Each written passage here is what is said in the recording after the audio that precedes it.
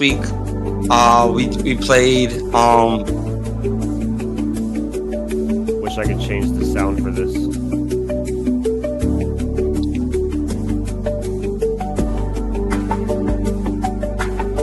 Hmm.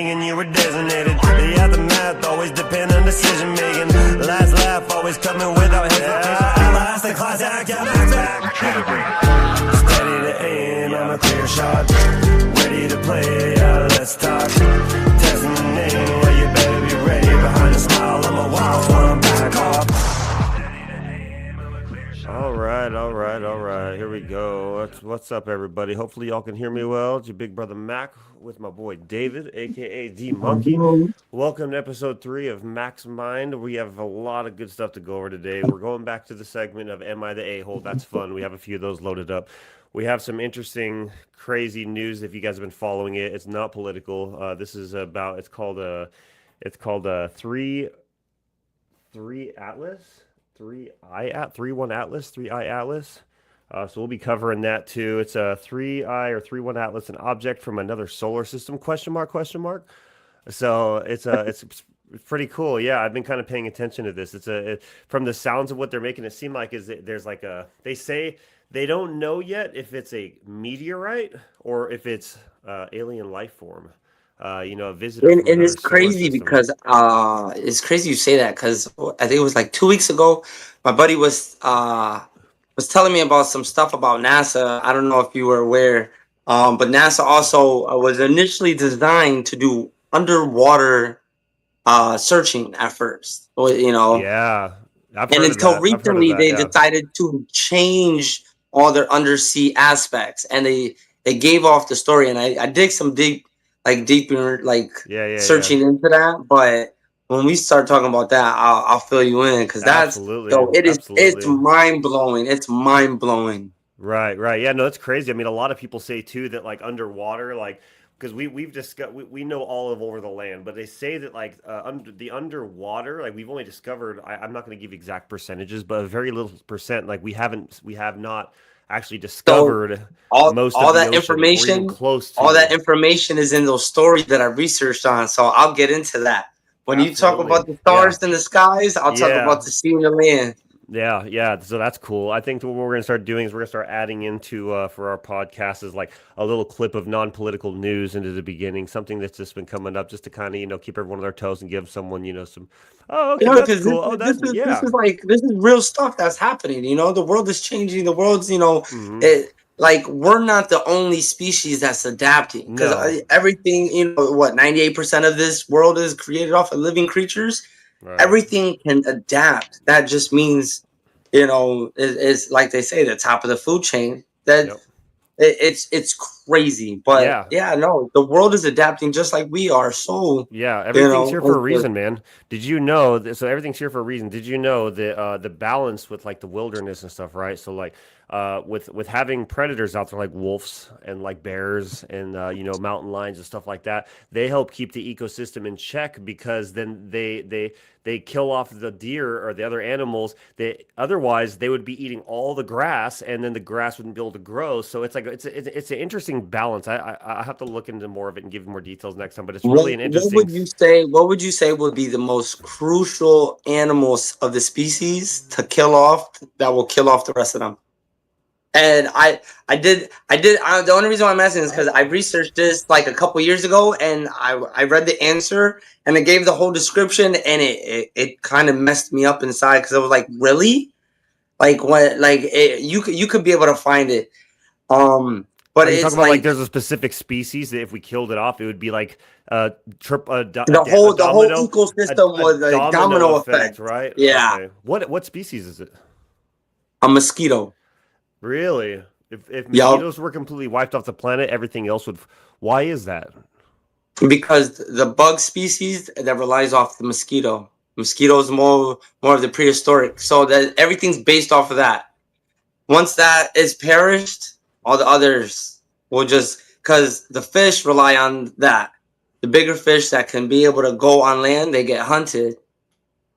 Right, right. They get Okay. hunted by Plus, the not the more predatorial like dominant species, right, but right, right. you know I was gonna say what gets plus, those. yeah. You know what I'm saying? It's like a whole thing. Like once one starts getting killed off, that's the food supply of another. Then Mm-hmm. that's the food supply of that species that's about to get killed off, which is the food supply of another. Interesting, interesting. So I mean, it's kind of like the whole like Jurassic Park thing. Like the whole reason why they were able to bring the dinosaurs back was because they had discovered the mosquito. The mosquito had traces of dinosaur DNA. It was like the ones in the ember, or what was it? Was it those embers, or what was that thing called? There's a certain type of Yeah, rock that it was I found think it in, was. I think it was like an like a gold. ember. It was a golden, It was like a clear goldish. as No, gold. no, no. Yeah, It was like a gold colorish. So I think it yeah. would have. It'd be What's considered that an called? ember. So we'll look at the chat real quick. So we got Richard in here, Pluto's in here. I see Mike's in here. Hey, Mike's what's dad, up, Mike. Pluto? What's up, Richard? Mike's dad is in here. Michael's dad is in here. Mike, what's up, brother? Love you too, man. So thank y'all for joining. If you're just now tuning in, we just got things kicked off just a little bit late today, but that's okay. You're casually late. It's all good as always. We're here. We're here and we're here to stay, and that's the thing. So if you're new to the podcast, there's no narrative really. You know what I mean? Like this is called Mack's We just Mind kind for of a like reason. just talk. You know, We this just is like talk, everyday exactly. talk. Yeah, we have a few things we'd like to talk about. Like I said, so we have a few Reddits we're going to go over here in a bit. But then we had that one. Let me tap into this real quick. I'm actually going to pull this up. I wanted to pull this up so we can kind of take a deep dive and kind of get some thoughts onto this. Let me just pull it up real quick. One, two, two, two, two, two. I'd like to. I'm trying to drop the file. There it is to my computer screen, so I can just have it here, so I can keep Facebook open and read from there. All right, check this out. How's So work? Been? it's huh? Oh, you're good. I know. So I'm it just says trying to keep a casual convo. all right, so yeah, here it is. Check this out. So meet Three-Eye Atlas, an object from another solar system. All right, so this is where it gets crazy. If you like space and stuff like that, you're gonna like this. So earlier this summer, astronomers discovered something strange whizzing past Jupiter, an interstellar object. Scientists named it Three-Eye Atlas. It's only the third interstellar object ever observed, and it's due to leave the solar system by the end of the year. So the race is on to learn as much as we can about host Flora Lichtman talks about, or learn about it. And then host Flora Lichtman talks with astrochemist Stephanie Millam about what this object could teach us about our solar systems and other solar systems. For the past 2 years, researchers have been studying samples from the near-Earth asteroid Bennu, trying to tease out details in its origins and what they tell us about our solar system. The researcher describes a new analysis of Bennu samples that found stardust and residue and ancient exploding stars older than our solar system. I've always wondered, how did they know that? You know what I mean? How did they know that? Yeah, like they gotta have cameras or something in They have order to like to. see They this have because to. this like I've yet to be. Usually a lot of that information is kind of like they'll have Right. museums of like world's biggest microscopic telescope and all that, Yeah. where you just Yeah. like Yeah. see in outer space. But how do you know? Like you gotta be like really searching out or having something out there to like detect those type of motions. And if Right. that's the case, a lot more questions bring into play of like Yeah. backdrop and like backstory. But it's like, what's really up? Like Right. everybody's gonna have questions. Everyone's gonna be like, what? But that That is interesting though, because yeah. that. So what goes into it saying is that on the 1st of July, it was discovered by Atlas, which is the Asteroid Terrestrial Impact Last Alert System. So that's what 3i Atlas is. The third ever object found driven through our solar system. All of these objects offer scientists a unique opportunity to study material from another planetary system. And the growing tail of 3i Atlas is a tantalized glimpse at the material that lies within this comet. See, now the thing was originally what they were saying about it was because it didn't have a tail. They were trying to talk about how since it didn't have a tail on it, could these be visitors? Because why else is this thing traveling? As they have the miles per hour in here, I think it was like 140 million miles an hour. This thing was traveling so fast, man. And they were saying that with the speed that it was picking up and all that, like they should have seen a tail coming from it behind it, which would have made it the comet, right? Well, they said that Yeah, like a they didn't see the glare. tail. Yeah, it's the stardust. They didn't see it though. They said they were not able to see the tail on it. And then now it looks like I guess they are seeing the tail. And it's yeah, you have to check this out. I can drop the link in the comments so everyone can check out. Just type in 3i/Atlas, and that'll kind of give you an idea of what this How is. fast is it is moving? It was like 140 million miles per hour or something like that. So I don't that's maybe definitely fast enough to break the sound barrier, like and man. some. That's a couple Mach speeds, and I'm trying to find the exact that speed. definitely would have like stardust glare Fast into it. Like is you could be able to see that. right. 3i At Atlas. certain points, that would look like a shooting star at one point. Right, right. A Oh, couple times so check this over. out. 42 miles per second. 126 million miles per hour. Oh no, sorry, that's not it. It's 42 miles per second though. It's moving at 42 miles per second. Could you Per imagine 42 second. miles per Oh, second? hold That's on. I need a calculator because that hurt my 40 fucking brain. Hold on, 42 I'm gonna miles do per this math second. real quick. I'm gonna 42 do this times math real quick. 42 times You get 60. it? Yeah, do Yeah, 42 you're gonna times have to 60 do. and then multiply that by 60 as well. Oh, That's fast though. That is really 42 that's times really really 60 fast. times 60. Yep. You're doing 151,200 miles an hour. You're definitely breaking Mach speed at least two times. Yeah, 130,000 miles You're per hour. going insanely 130,000. fast. Bro, that is so fast. There's 130,000 no miles way per hour. there's no way there's not like a trail dust of like stars just And it being didn't like have it. Yeah, what? they didn't see it at first. They didn't even see it at first. But now it looks like I guess they're saying they're seeing it, but they didn't see it at first. And But so they were also starting that to strikes up wonder. that strikes up Yeah, that initial yeah. question: how do you detect something that's going that fast?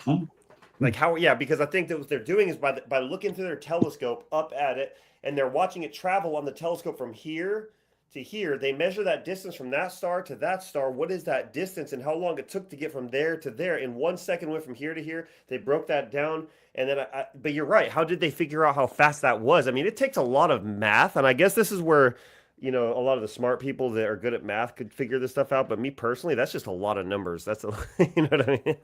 Yeah, like I did the basic equation of what would be an Yeah. estimate to Right. like Right. what we could be able to manage, Right. and I did advanced trig in high school before I dropped out. So like Trig and I'm what? good I'm with sorry. numbers. I'm good with numbers, but that's equations that clearly above my pay Oh grade. yeah, yeah, really. That's why I joined the infantry because the infantry we didn't really have to unless you went mortars. If you were a mortar, hold on one second. Let's see. Yeah, you needed to know trajectories, angles, wind calculations, all of that. Right. You need to know transition points, target points, coordinates of your whole square diameter of where your blast zone is at. Yeah, You need to know exactly. all that. I got dinner on the way, so I was just making sure I put in my order incorrectly. That's always something to be good and grateful Hey, for. yeah, absolutely, No, absolutely. oh my goodness, my lady made some. She made white rice, sliced Brussels sprouts, and pork loins the other day. Oh That my sounds god. good. That sounds really good. That Oh sounds my really good. goodness. What did I Dude, make when last I night? say Yeah. like at work, I had the itis so bad. I was falling asleep, nodding out. and people are like, "Yo, you good, bro?" I'm like, "Yeah, I had some good food." Or like we could tell you didn't even come outside for a cigarette. Normally, like me and my buddy are the only ones that smoke cigarettes. Yeah, Everybody yeah. else there smokes weed and just becomes trash. Right, right. And when I get the itis at work, I work like them. I'm just like, oh God, I don't want to do this. That's funny. That's funny. Yeah, that sounds good. What did I make last night? I made a it was like a chicken fettuccine, um, chicken fettuccine and homemade garlic bread. That was really good. I really enjoyed that. So it looks like you might have glitched out. I think you might be getting a storm out there in Hartford, Connecticut or something. But anyway, I hope everybody's had a great week while we're kind of waiting for David to go. There he is. He's back. He's kind of just in and Yeah, out. Okay. sorry, Yeah, you're good. You're sorry. good. Your Wi-Fi. It's all good, man. It's all good. Trust me. Hey, the first episode we ever did, I had my Wi-Fi go out. You remember the whole thing just crashed on me. Oh yeah, So, dude. Like, yep. just you're on my end. It showed your screen just popping out. I'm like, I don't know I don't know what's going on. So and I just started talking. You Right, know, right, right. Yeah. So yeah, hey, so check this out. So this week, one of the things we're kind of talking about getting into that we could jump into for a topic would be so like how music and art and expression, how it like it really helps you, right? And like so, for me personally, even way before I became a musical artist, like one of my things was I liked to draw, I liked to write, all the sorts of things like that as an expressive outlet. And so whenever I got into music, it almost seemed like it was second sense, second nature, and I just had to kind of work through some of the difficulties of the beginning stages of like finding my sound, finding how I was going to what was my artistry, you know what I mean? Look, I got my boy would Bubba I in the be a chat. Yes, stereotype sir. if I said I like to like my hobby was like carpentry and No, that's landscape? awesome, dude. No, that's so it's art, right? That's still yeah, that's still art, man. I mean, yeah. I mean, at the end of the day, art is expression. So whatever you do, as long as you're enjoying it and you're creating something, if it's yours, you know what I mean. So if it's like music, carpentry. For me, I do cabinets Yeah. too. I built a fence in our backyard. Like we got a fence back there, and like so I And it was yo, and instead of from paying seeing like it, from fifteen seeing hundred, it, it looks yeah, nice. for It looks instead of nice. because I got the quotes and they wanted me to pay $1,500 to have somebody come out and put up pool fence out here for the dog. And what I did, me and Kaylin's dad, Jason, what we did was we ended up getting one, two, three, four, five, Fifteen one, hundred. two, three, four, yeah, five, no, five posts. We got 5 6x6s, bracketed them into the ground, got lattice, and then we also put 2x4s on every 2.5 or 3 feet or something like that, or 3 feet, and then we put lattice all around on these. It was really, and it only cost like $400. So you're talking, instead of 1,500, like I saved You eleven hundred saved dollars eleven by hundred doing dollars. by That's doing it rent. myself. By doing it myself. And you know what the thing is? It's a lot more fulfilling when you do it yourself. You know what I mean? Absolutely. Oh yeah. Absolutely. Oh, Absolutely. definitely, definitely. Absolutely. So like that whole talk about the expression and the craft and stuff like so when you love to do something, when you find yourself a lot more you find yourself a Peaceful when lot you're doing it. yeah, you find your zen, you find your peace, you find yourself at a centerfold when you find something that you enjoy to do and then you do it and you apply yourself to it, right? So like for So me, let me ask music you a and all like that. Yeah, question. yeah, yeah. Go ahead. Yeah, go ahead. Whenever you're in that Zen moment, because I know, even while you're at work or like even when you're in the studio, you get those Zen moments where you just drowned out, Hmm. right? You ever have that moment? Because I know it's happened to me, where someone could be trying.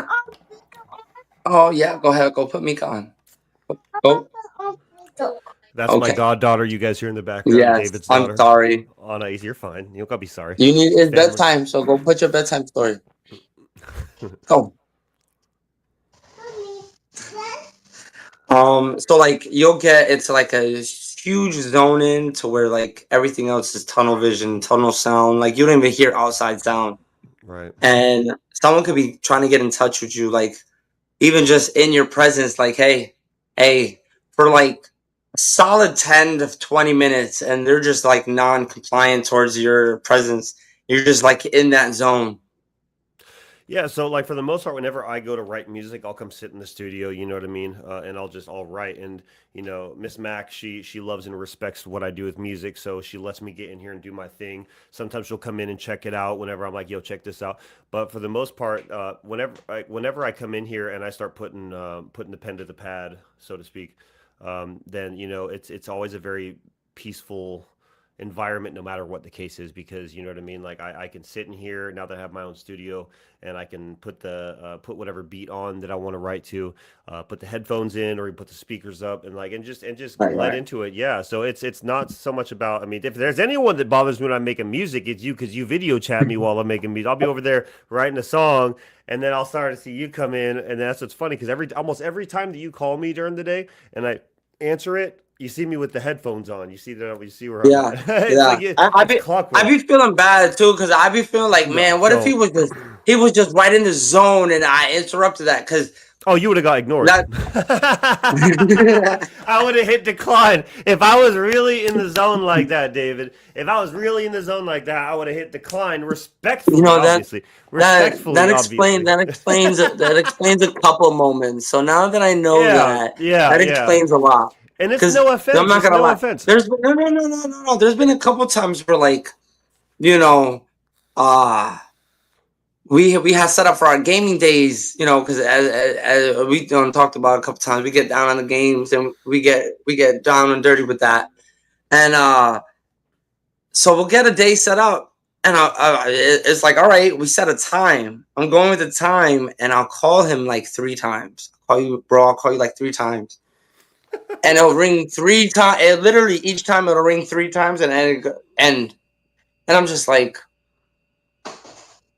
maybe he doesn't want to talk right now. I'm just gonna have fun. Yeah. I'll wait for him. And then every time you call me back, you got the headset on. Yo, sometimes you'll be like, yo, dot, dot, dot, dot, dot. So I'm over here You're going, like, are oh, you man. okay? Yo, I'm like, oh, hold on, hold on. So that's why you saw text. You'd be like, let me call you right back. Yo, I see Michael's dad, Mike, is in the chat. He said Charger 7, Chiefs 0. Let's go. Okay, Hey, how's okay. it going? He's How's it giving me the going? updates on the game for tonight. That's what's up.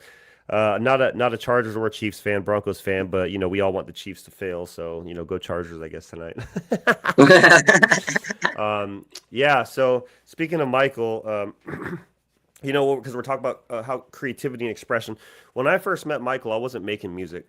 Um, Michael, Michael always he was younger than me, but he gave off this energy of, like, I would say, in an interesting way, it's like a big brother energy. Even though I was older than him, but he was very ahead of his time, to put it in the best way, most respectful way possible. He's ahead of his time for sure. And he was always just such a real, down to earth person. He never fronted with you. He never made you feel like you were stupid. He encouraged you. He was actually the first person to record my song "Save Me Someday" in 2020, when I first started writing music. When I got off the streets, I got sober, and I was tapping in and reconnecting with the gang, and Michael he was encouraging me. You know what I mean? I would sit there and I would show him what I was writing, because in a way it's almost like, yo, bro, check this out. What do you think of this? You know what I mean? It's like Right, it was right. me. It was me wanting, because I was excited, because I looked up to him, because when I first met him, I mean, he's been making music his whole life, but when I first met him, he was like a It's like the he was big a bro of the big bro. he was a staple to, like, expression, and I loved it, and I loved everything about it, and so I really wanted to be a part of that, because I felt like I had a lot to say too. And when I was telling him, I was like, I might f around and get into making music, and he's just like, do it. And then the way he looked at me, though, bro, like the way that Michael looked at me, he said, do it. I was like, it wasn't like he. It's like he took me serious. He's like, yeah, why wouldn't you? Why wouldn't you try it? And so, like, that moment of hanging out with him, hearing one of his new songs, and like him telling them, man, I'm not ever around somebody. When he said, just do it, yeah, why not? Why wouldn't you? It was just like it was a. I felt like that was like an approval thing, like, dude, like, you should, because I was showing him what I was writing, but he's just like, dude, why not put it on a. So we got in and we recorded it, and everything's history from there, man. Rest in peace, bro. Like, Michael. It's almost been. I may not have met him in No, person like you yeah, have, but with like, with listening to Misunderstood and just listening to how you lyrically express about him and how you talk about him, like, you know, I hear what a great person he was, and he like I definitely will agree with he was a lot more above his time, yeah. especially like when you could hear it with his lyrics. with just how he flowed and his delivery and everything. Like Yeah. he was definitely ready for some great things. The But world kind you of the know, world stood still. The world stood still for a moment. I know it's even to this day it's hard. I love his family. His family they're all just such good people. His dad, his mom, his family, like they're all just good people, and I stay in contact with them. And so I promised myself that no matter what, especially with this music thing, that I was gonna keep taking it to whatever level I could possibly go with it, and and go the distance with it, if anything, because he really was like that type of inspirational person. He had so many plans, so many ideas. There was a festival he wanted to put together, and I can't remember if it ended up happening or not because I wasn't living in Colorado Springs. But it was called the Look Up Festival, and his idea behind the Look Up Festival was going to be he was going to hold an entire event, and it was going to be a no phone zone basically, because he was old soul, kind of like how I am. He noticed that too many people are plugged into just being right here all the time, and he's like, this is going to be a no phone zone. Come and watch artists perform, come and hang out, have a good time. And everybody just I think they did have I think it might have taken place. I just wasn't around for it at the time. I was up in Colorado. I don't think I got time off work, or up in Fort Collins, not Colorado. But it was called the Look Up Festival, and I thought that was so unique. So I think what I really want to do down the road, whenever I really get established, is I want to do a tribute to him in a Look Up Festival in his honor, and all proceeds and everything will go towards recovery, and it'll go towards mental health and all that, man. Because like to be yeah, honest, definitely, those definitely. those are I was so inspired by that. You know what I mean? I was so inspired by that. Whenever I saw when I saw that Look Up Festival, like just the whole thing. He had like a whole what is it called? He had a whole what are those promotional videos, sort of like a promo video for it. You know what I mean? It Oh was yeah, the really promo neat, and I video loved for it. Yeah, it. I'll have to find it and send it to you down the road. I see Casual Pharaoh's in the chat on YouTube. What's going on, What up, Casual Casual Pharaoh? What's up, my Pharaoh? brother? So anyway, yeah. So Michael, he really kind of helped me discover not just who I was, but also how to chase your dream. He was such an influential, and to this day, he still an influential person in my life. It's crazy to think that we're already almost at 3 years. But I know he's watching down on all of us, and know he's taking care of all of us from up there in heaven, and I just know he'd be doing proud that you you know. didn't stop pursuing and making music. And I ain't gonna lie, like I'm not, and I will not sit here and even try to front. Like when I found out that he passed, like I relapsed pretty heavy, and man, it was tough. It was so tough. It was really hard. Um, I think we all handled it pretty rough. But I relapsed pretty heavy, and during that time, like I was really mad at myself. I was like, dude, what are you doing? Why are you doing this? Like, and I don't know. It was a really rough time for all I of could us. see it. But I could see why. Especially like that. That's your mind waking up, telling you like understand. Yes, like you need to feel this because you need to feel it, yeah. think about what you and your friend are. Not even just a friend, but what you and now you've developed a brothership with this man. What you guys spoke about, what you guys lyrically, poetically talked about, what you guys put Yeah. in music, and what you guys are motivating to try to do. Your actions didn't speak that. So yeah, I could see where you Yeah. would get mad at yourself, and Well, it was, yeah, because I anybody would mean, do that.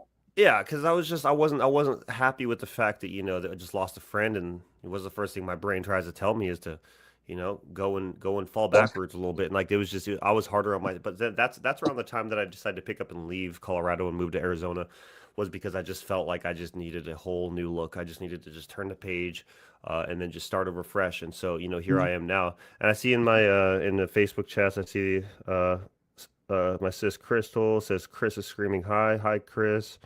Looks like the beautiful Miss Mack is in the chat. I see my buddy Bubba says, Brother Mac, you are the man. Sending love from Hawaii. This is my boy from way back in middle school, high school, all that kind of stuff. So, hey, what's up, brother? How's it? So, all right, cool, cool. So, man, like I'm really, I guess it just got me in my thoughts and my feels. Man, I want to give a quick tribute song out right now. So if y'all don't know who Michael the Third is, may he rest in peace. Long live Michael the Third. I'm gonna play what I think is one of my favorite songs of his ever. I hope this isn't triggering to anybody watching. If it is, I'm giving you a warning. I'm gonna play one of his songs. So if it's triggering and you're not ready to hear his music, or if it's just hard, just respectfully. But I'm going to play his song. This is one of my favorites. To the late Michael III. Rest in peace. Fly high, King, and we'll see you on the next side. Yeah. Light work, Michael III. Young Outlaws. Third generation. You already know.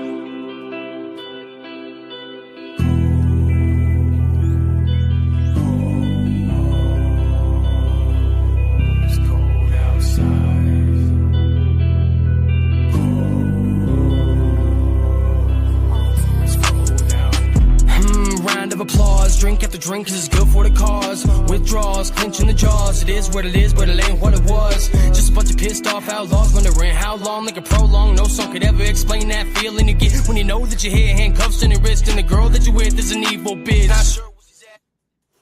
Try to move on, but the walls won't let you. Hold on to the Bible, hoping God ain't left you. That drug, that rush, that come down, that climb, that fall, that run down. Leave your ass face down in the asphalt. Leave your bitch face down with her ass up. I tolerate a lot. Nightmares don't stop, still dreaming of the top. Racing the clock, tucking the Glock. Ain't the same kid that used to live down the block, nah. A fuck boy gon' talk. Bet I bust back, a fuck boy gon' walk. Wanna play dumb, a fuck boy gon' drop. Only trace that leaves a fuck boy in chalk. Everybody in shock, they think the kid lost it. Stop it, you're off topic. Spit so sick, I'm starting to feel nauseous. Contagious, so homie, be cautious. Nonsense, let me be more clear. Toxic flow, so homie, beware. Hear me out, they probably gon' fear me. Nearly doubt me, then they gon' feel me. Help me heal so I can heal you. Feel these words so I can feel true. Help you gain from the pain that came with what I've been through. Cause that's what I'm supposed to do.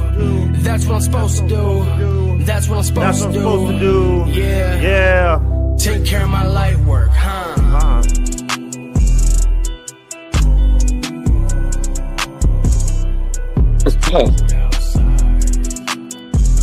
It's a remix on a Kodak Black song, but I think he did way better in my opinion.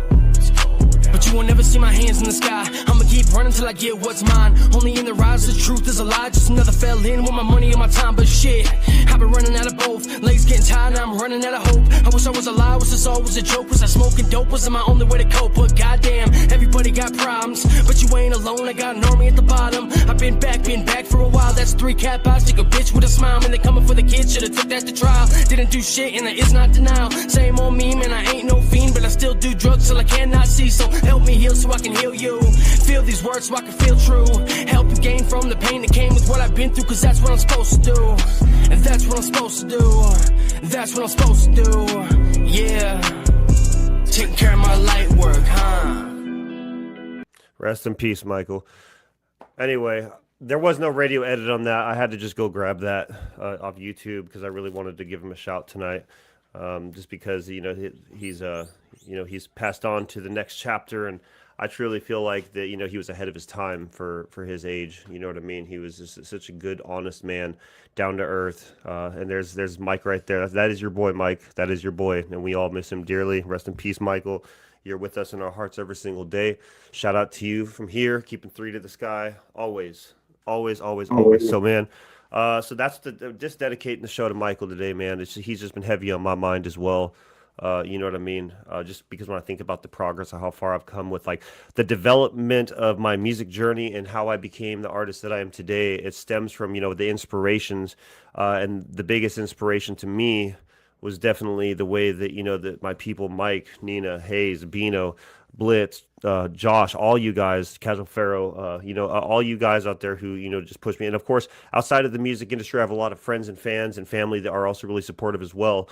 But I wouldn't be here today without all y'all, including Michael, you know what I mean? Because we are all part of this journey together. And one of the things I learned on this journey was that, it's some people are not here forever. They're only here for a short time or a part-time.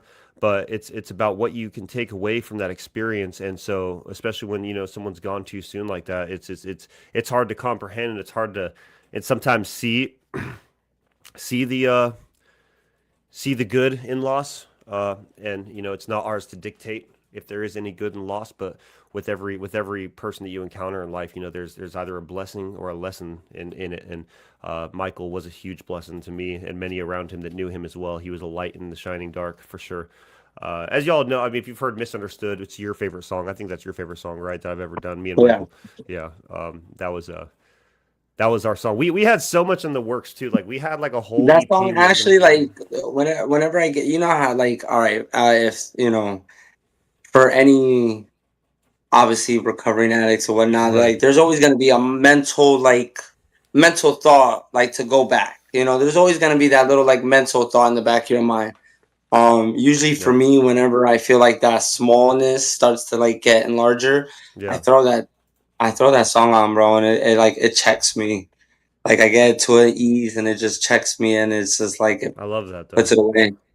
But I love that. No, I absolutely love that. That's awesome, brother. Thank you for sharing that. And I You don't know, think there's probably, I would say, and it's an endless amount of time that will go by, and there's not another song that'll probably relax me with that type of thought process besides Misunderstood.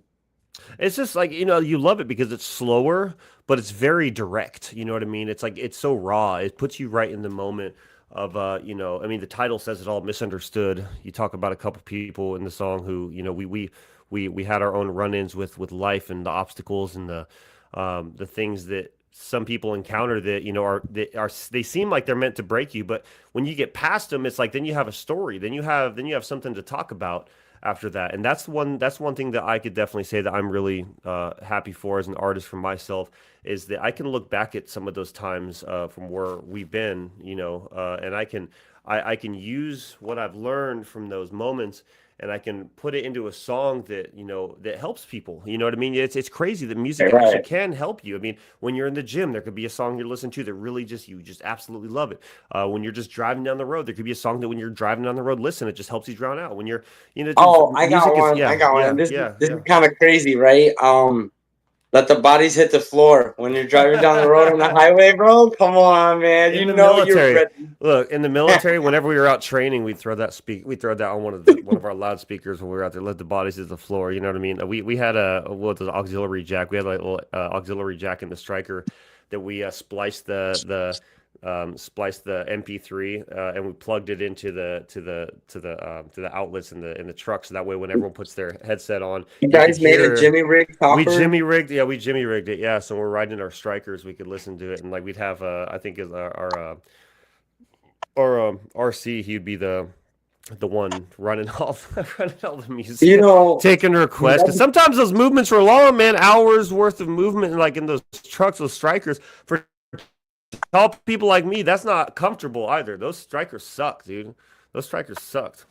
I can only imagine. Blackhawks, they're pretty spacious. But I'll never forget this one crew came in, man. They had a Jimmy Rig they shit just for us to be able to do our job. It was too funny. They had to turn on like three switches just for us to be able to start our process so they can get fuel in their chopper. Like, what are y'all doing to this? Oh, It's that's supposed to funny. be a simple thing. Yeah, but we were all jealous of you guys, with, like the helicopters, man. I'm not even gonna lie to you. We were jealous of that, and the reason why is because while we're on the ground beating feet, like I was just like, man, like we got to get excited for whenever we would jump into the helicopters and we'd like do air assault missions or fries missions, the fast rope insertion. We'd love those. Those were always a good time.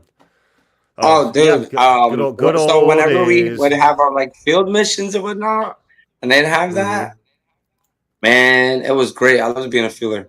But we did this one. It was one of my last ones. Uh, they were like asking who wants to come up. Man, I was trying to like move the motherfuckers out the way. I wasn't small how I used to be before the military. I'm naturally small framed, so like I was like a small, stockier version of me. Your metabolism just needs to learn to slow It's down. wild. It needs to know how to pump the brakes right now Right, because right, right. I still feel like I'm still in my 20s, and it's kind of bad because I make the You look like you're in 20s. your 20s, though. You still look like you're in your 20s. I make the actual 20-year-olds and whatnot, and the young people at work look to shame, like they're old because they don't move as fast as I do. It's really sad. It's all. Hey, man. You know what? Though you're setting the bar, though. That's what you got to do. Everywhere you're at in life, you need to set that bar. So Oh yeah, you know what I yeah. mean. Now So I with ain't that, going nowhere. that's that exactly. You're here to stay, right? You here to stay. Yes, Absolutely, all the way, yes, I'm here to stay. all the way. Hey, real quick, show everybody. I want you to show everybody. So when we was on the streets and we was camped up in the hotel room and I started tattooing, show the camera. Lorenzo's name that I tattooed on there. I loved that Hunter S. Thompson calligraphy. Lorenzo Lopez on there. Look at that. That wasn't too bad for like just being kind of new to tattooing. You know what I mean? I'd only been doing it for Yeah, like and I what. made sure when there was additions, everything you did stayed original. You put it around, yeah. You put around it, right? You put everything else around Yeah, it, I believe. yeah. Yeah. Either kind of like expanded off of it, or like Hmm. I went around it. Right. But the only thing I would have them do, like, for some reason, some spots where like my skin didn't collect, Hmm. where you did, I just have them fill it in, Right. or I Right. made it Right. darker. You know Yeah. what I'm Yeah. saying? But if Absolutely it like bolded it out. if some areas were like the fade out made it look good, I'd have them like leave the little fade out, like leave it fading out, Right. and then just like outline it out and like darken out the outline. Right. Right. Checking to see So if I now can. everything is more like definitely a lot more bolder. There's Yeah. still like some areas like around here where you were starting to do. You see, you started doing your Hey, little well, travel thing. I got my equipment out here, so you come out in February. I'll take care of you while you're out here. Got the rotary pen too and everything. So, I need uh, ink therapy. Hey, that'll probably be part of a live session. yeah, yeah, exactly, exactly. Yeah, well, yeah. We're not gonna promote that on a live session. The craftsman art of Mack's Yeah, Mind. hey, Many talents. craftsman, right? Exactly.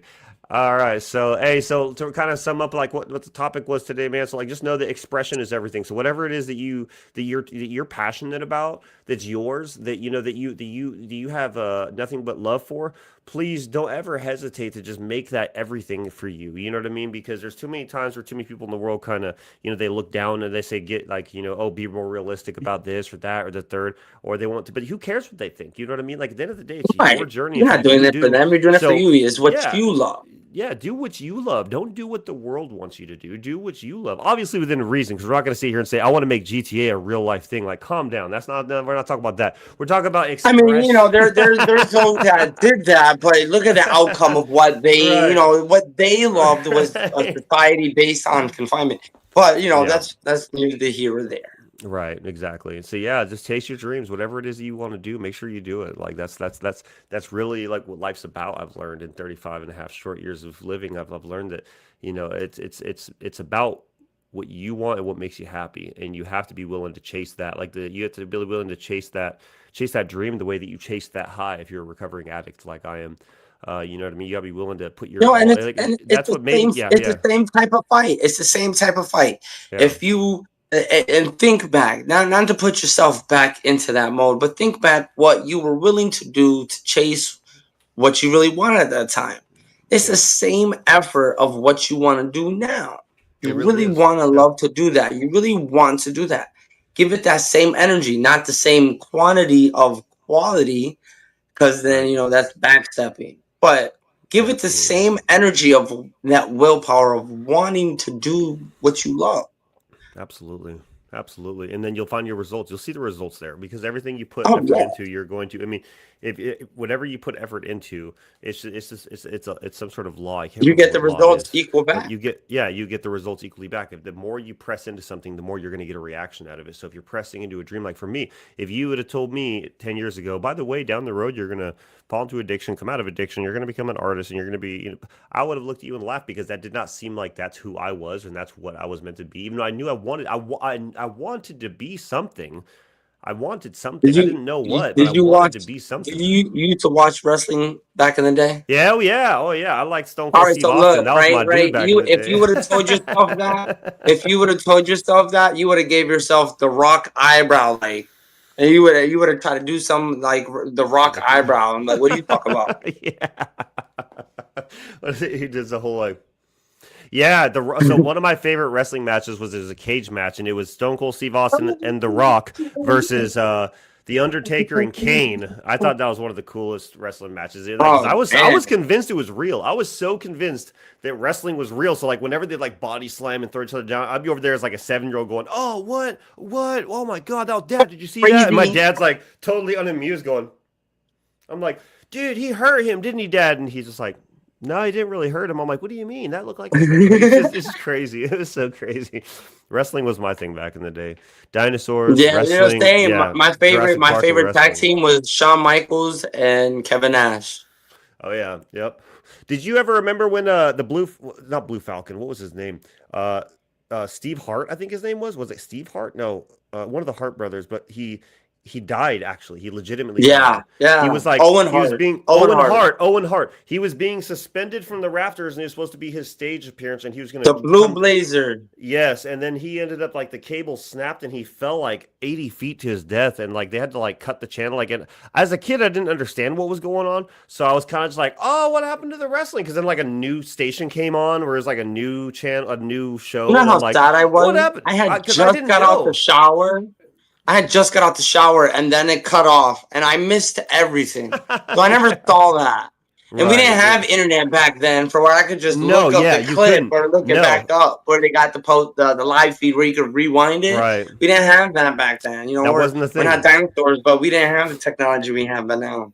And if your family did somehow scrape enough money to get internet, usually if somebody was on the computer and you would have to pick up the house phone and put it up to your ear, it would go Yeah. like you'd have to like get off the internet. I'm trying to use the phone. Like I swear, Yeah. it's so crazy Yeah. how far times have been. Like, well, we're in 2025, and we're talking like this was only like 1990, what 96, 97, 97. 98. We didn't get our Well, internet. We didn't. I was just trying to check my MySpace inbox, and I'm getting yelled at. And look, I grew up with a lot of siblings, bro. So we had to take turns, but we had to all equally break down like a matter of a small time. So I only Right. maybe had 7 minutes and 45 seconds that I could, and that was rollover time from the day previous. Yeah. Like, bro, I'm just trying to check my inbox. Right. Just Right. trying to check my inbox. You Man, know, I my little remember. brother went Yo, over, and all he there was used doing was just looking up nothing. there used to be feuds back in the day with friends if you weren't in like their top eight. You remember that? Like if you like had like a top eight with your Uh, friends and stuff, and then like, yo, dude, why did you move me from number two to number three? Yeah, I remember You know, that. I I remember remember those people at days. school, people at my school, and I'm not talking about me. I didn't really have a lot of friends, so I didn't like my top eight was usually like my family. Like I had my family, like a few friends, so I didn't really Bro, have like. I didn't want to do anything like that, but then I did it one time, and then like I seen how bad it was Man, that was just the because start of it's social media true. and its bull. I guess I had mixed around people or whatever, and like they was already beefing about something else with the similar shit with Right, other right. people, and then like they saw it and then it ticked them. That was like their final button, and then they Yeah, reacted the rest of the day people in because in schools. class they were like, "Oh, people changing up people's See, positions on the book, yada yada," like those indirect comments. And I just turned my head. I feel like it was off me because it was the person that was put underneath someone that they didn't like in the same class. oh wow, oh But the wow. other person, I didn't want to have See, them on my top. I did like I wasn't cool with them or nothing. I don't even know how they got there. yeah, I added everybody and then like I did randomize and I forgot to take it off. And man, I'm just yeah, saying no. those should have been the days where we realized that social media was toxic right off the bat. Because when people were getting mad about MySpace placements and stuff, like it should have been like, okay, nothing else. But here we are today. You know, I guess it's a good platform for exposure when your music or whatever, where you're just like getting your dues and stuff. But anyway, I think that's hilarious. I think it's so funny. That's how far we have come. This is how far we have come. So hey, If you had a top 50, you were just for the streets. You was for oh, everybody. oh yeah, stupid. Hold on a second. Check this out. Let's see if this works. Okay, that was funny.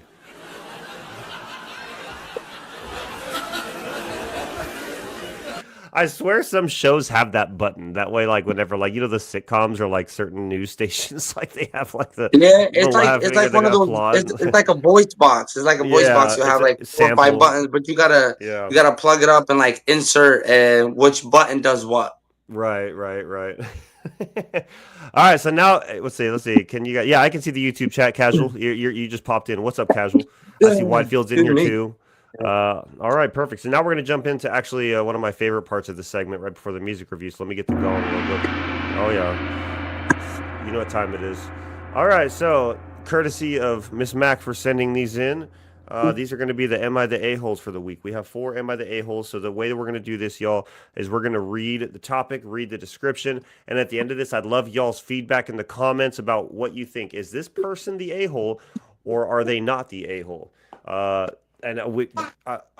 excited to see this. I know she chose a bunch of really good ones. So we're going to start with the first one. This one's called Am I the A-hole for accusing my ex-wife of abusing our 6-year-old daughter by forcing a vegan diet on her? What? Okay. I could see why you chose this one, honey. That's funny. There's I can see why she chose this one. Okay. All right. So now we're gonna let's dive in, shall we? Let's dive in.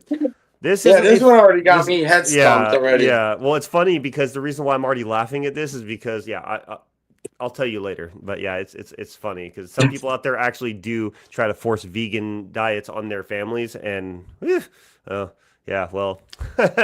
I think you kind of need some protein, but why are you forcing? Yeah. This isn't ISN. This isn't okay. First of all, you don't know how to type, I guess. This isn't a throwaway. This is a throwaway or isn't? I don't know. So we'll get past that. I don't want this link to my main account. Oh, it's a throwaway. This is a throwaway, as I don't want this link to my main account. Oh, he did because his wife's probably on Reddit or something, or his ex-wife, so she probably would read this and it would be a whole thing. So let's see. I, 30 male, have a daughter we will call Diane with my ex-wife, 46 female. We were only together for 3 years. I met my ex at 22 years old. We married when I was 24 and had Dylan or Diane. It looks like Dylan. I don't know. Diane. Then at 25 we divorced. So that's okay. Near the end of our relationship, my ex. Yes, sir. I see Casual Pharaoh's been in here. What's up, brother? Thank you for tuning in, my man. This is one of my favorite segments. So near the end of our relationship, my ex turned vegan, which hurt our already rocky marriage, as she immediately all of a sudden wanted me, our daughter, and even my 2 dogs to become vegan. She found this amazing vegan dog food that we tried. Wait, what? Hold on. I hear ringing. Hold on, I apologize.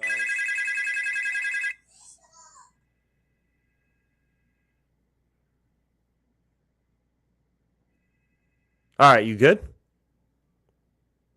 Yeah, I apologize. Okay. All right, let's try this again. Near the end of our relationship, my ex turned vegan. So wasn't already vegan, turned vegan. Let's keep that in mind, turned vegan. Which hurt our... I'm back, sorry. Which hurt our already rocky marriage, as she immediately all of a sudden wanted me, our daughter, and even my 2 dogs to become vegan. She found amazing vegan dog food that we tried once, and the dogs had diarrhea for about 12 hours after trying it for the first time. God. My daughter also hated the vegan food, and my wife hated that I wouldn't force her to eat it. I myself also hated vegan food. So this is like tofu and stuff, right? Like so I know there's a difference between vegan and vegetarian, but I gotta see. I know that it's tasteless. Simple. It's tasteless. Oh my God. So vegan. So if I'm correct me if I'm wrong. I'm just trying to see if I'm correct here. So vegetarian is when you only eat vegetables, and vegan is if you only eat food that's not from an animal, which doesn't. So I think that so it's like plant based. Plant based. Yeah, because I know there's no vegan means no animal products at all. So no animal milk, cheese, or anything. Okay, so vegan means none of that. Vegetarian means that you mainly eat vegetables, but you can eat some things that do come from animals, I guess, too. So that means you can drink milk or you can eat cheese. I'm hoping I'm getting that right. But anyway, so he said that their dog had diarrhea for 12 hours after it for the first time. That's a mess. Hopefully you guys had a doggy door. And then, but why would you make even your dogs eat vegan food? Let's see. No, you're fine. Okay, I myself also hated vegan. Our custody arrangement is this your thing still vibrating? All right, you good?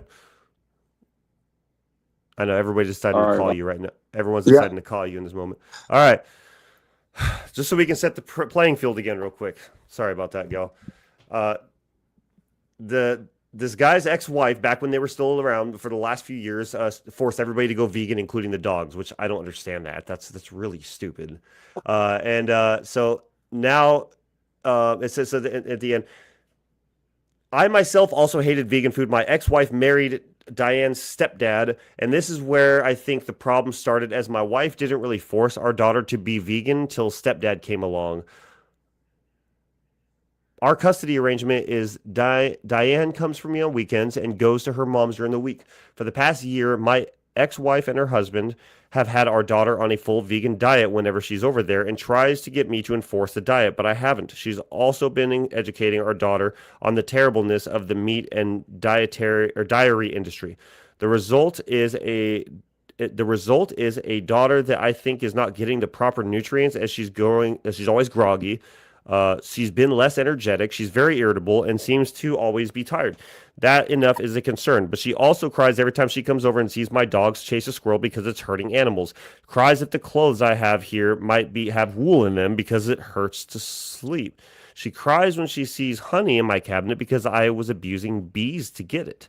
Cries if anything involves eggs or milk because they're stealing from cows and chickens. She constantly talks about her poor cow and poor chickens are hurt in farms. My daughter was never like this before. She's been so sad lately and won't even color with the gosh darn crowns because it took hurting animals to get those. And it breaks my heart. I own 11 hens. Diane used to love helping with these hens, like collecting their eggs, and named all of them. But now she cries and begs me not to hurt chickens and stop stealing their babies. Oh my God. I don't use my chickens for meat, only eggs, which is fine. It's like, and I don't have a rooster to fertilize the eggs because you have to have a rooster to fertilize them. Otherwise, it's just going to be eggs, right? So, Right. My ex-wife seems to have her convinced I'm a horrible animal abuser and my chickens are suffering every day. I take good care of those chickens, for anyone wondering. Now, I don't think anyone was questioning it, bro, until you brought it up. Now I'm starting to wonder. No, I'm just Right. So, my daughter used to be such a happy girl, but now I feel her health has gone down and she seems to be so sad all the time. I don't quite know what to do, and I still don't, but I decided to chat with my ex-wife about it around a week or two ago. Man, this guy's really just laying out his life story here. When I showed up to her house on Friday to grab Diane and take her to my house, I asked to talk. The conversation went something like, I asked her about what she teaches Diane about vegetarianism, or veganism, not vegetarian, veganism. My ex-wife said she explained to Diane how bad hurting animals is and all the things that go on inside farms. So she said, hold on. I'm going to pause it right here. So you're telling your child, which let's see, what was the age again? Let's see what the age is. So the age, 24, yeah. So 7 years old. 7 years old. This child is 7 years old, and you're telling them, we're not going to eat vegan because they're hurting the animals. It's so bad. They just hurt the animals. Like, just, are you kidding me right now?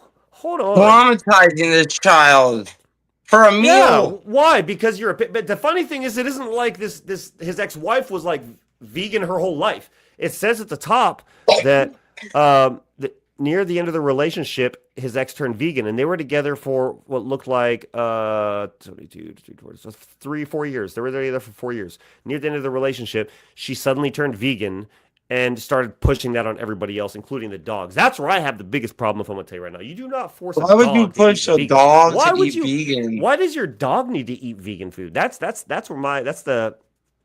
Like there's dog food that's got vegetables in it. You know, you could do that. That's okay.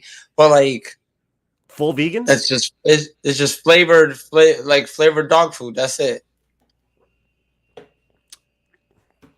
I don't understand it. I think vegans who push their beliefs on their kids and pets are nutcases. Oh, absolutely, 100%. Yeah, that's a whole nother level of control, because it isn't like you were born into it and like your entire life you've been vegan, and then when you got in a relationship with him, you were vegan and he wasn't, and then you tried pushing those beliefs on him. It says that she became vegan suddenly out of nowhere. So it's like suddenly it's like she's just all in on the trend. Like, we need to only eat non-dairy meat, everything. Like, it cannot come from an animal at all. I don't care. So I'm assuming this is the same person that goes to BK and gets the Impossible Burger. Probably not, because it looks too much like a burger. Probably. I asked her if she's telling Diane I am an animal abuser, and she basically said if she comes to the natural conclusion based on the truth. What? Hold on. Let's see. I asked her if she's telling Diane if I am an animal abuser, and she basically said if she comes to the natural conclusion based on the truth. Man, come on! Like that's a slick way to say yes. That's a slick way to say yes. That's the way of saying yes without feeling like you ever said yes. So that way, if it ever got brought up again, it'd be like, I never said yes. I never said yes. I never said yes. I just said that if it comes to the natural conclusion based on the truth. Like, that's so manipulative. Like, I could already tell from like the very beginning of this that what did he per se the wife's name was? I guess this has ex-wife. It doesn't have a name, so I guess it just says nameless person. So okay. I'm gonna say that the asshole just for not. They probably get beat. Yeah. That's probably why. That's probably why he was anonymous. There might be a twist to all this, so let's get to the bottom real quick. We're almost at the bottom. This is a life story too, for sure. Anyway, so then I asked if her's been monitoring our daughter's health. I asked if her's been monitoring. Man, this guy must have been having some sips of some bourbon while writing this. And then I asked if her's been monitoring our daughter's health, and said it isn't my concern. And the diet is healthy. So you're not, as a parent, allowed to have a concern because the diet is healthy. According to what, Wikipedia? Did you ask Siri how healthy it is? Did you base all your conclusions off of the research you did by typing in, is this healthy on Google? Because that sounds like the type of person that would do that too. Like, that literally sounds like that.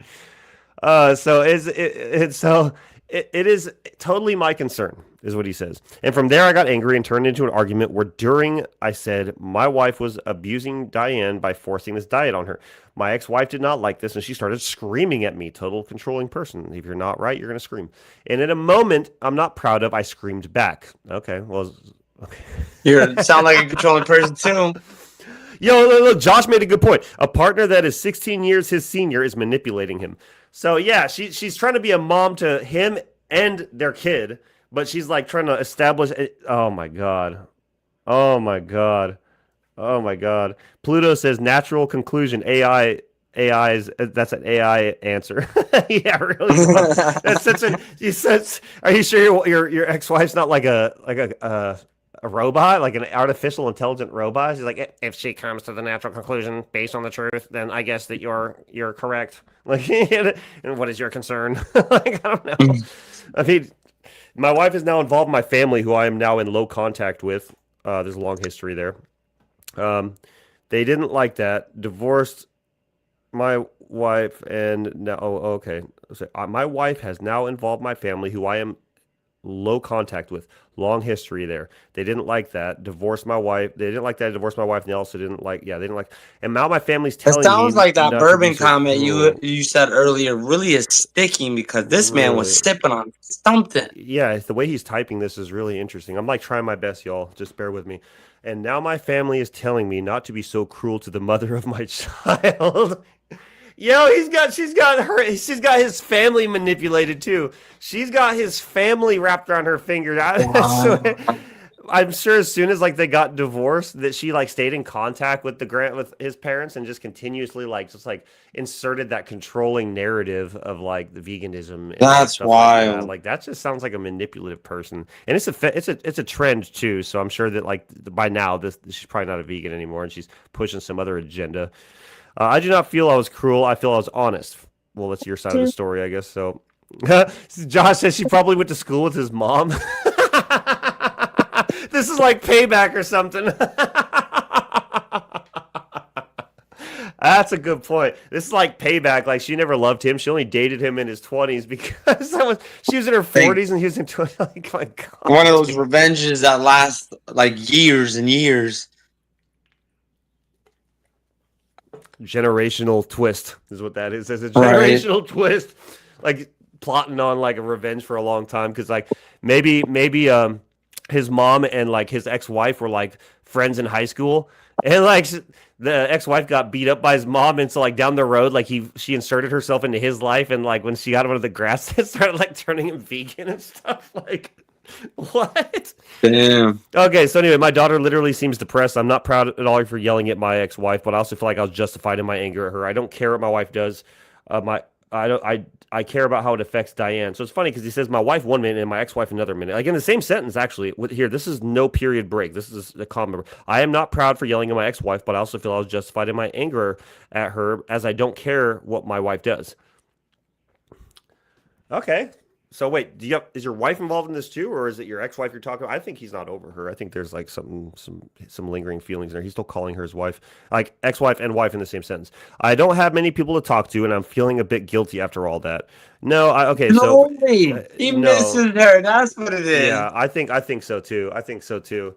Yeah, I think he misses her, but at the same time, I think that maybe he has, because if he was already dating a woman 16 years older than him like that, that's got to be some mommy issues or something. There has to be some sort of mom issues. He's probably dating her because she was stable. They had a kid together. She tried some crazy agenda where she wanted to push veganism on, and I'll be the first to say that I don't think that pushing any agenda on an entire, like, if you as a person want to change the way you eat, by all means, no one's here to tell you can't do that. But if you're going to try to enforce that on your family and then try to guilt trip everybody around you that like what they're doing is right and that your complaining is just out of the you're just out of line by complaining about it. I mean, it's true though. I mean, when it's saying that his daughter seems groggy and stuff like that, it's because, look, and I'm not disrespecting vegans or vegetarians out there, but I am saying that you do need sources of protein. Like protein, it helps you in more ways than one, and whether it's meat. I'm not hating on you if you don't eat meat, but I am saying that it is very healthy for you. You know what I mean? I'm not talking about going to McDonald's and getting a burger. It's definitely got a level of protein and nutrition that the body needs. Absolutely. Well, that was a novel. So, whatever Especially your name is, a good Benny does the soul righteous. Right. So yeah, no, I personally do not believe that the dude is an asshole. That whole situation just really seems messed up. So, okay, here we go. I vote no a-hole. What do y'all think? Yeah, what do y'all think? What do y'all think in the comments? Do you think that he's an a-hole for snapping at her, for her controlling behavior and trying to sway everybody into becoming vegan with her?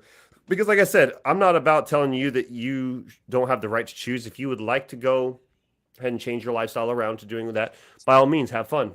But you're not going to stop me from eating my burger. You know what I mean? Like, at the end of the day. Thank you for this, by the way, honey. I appreciate that. I'll eat this soon. I know. I deal with my triple whoppers from BK.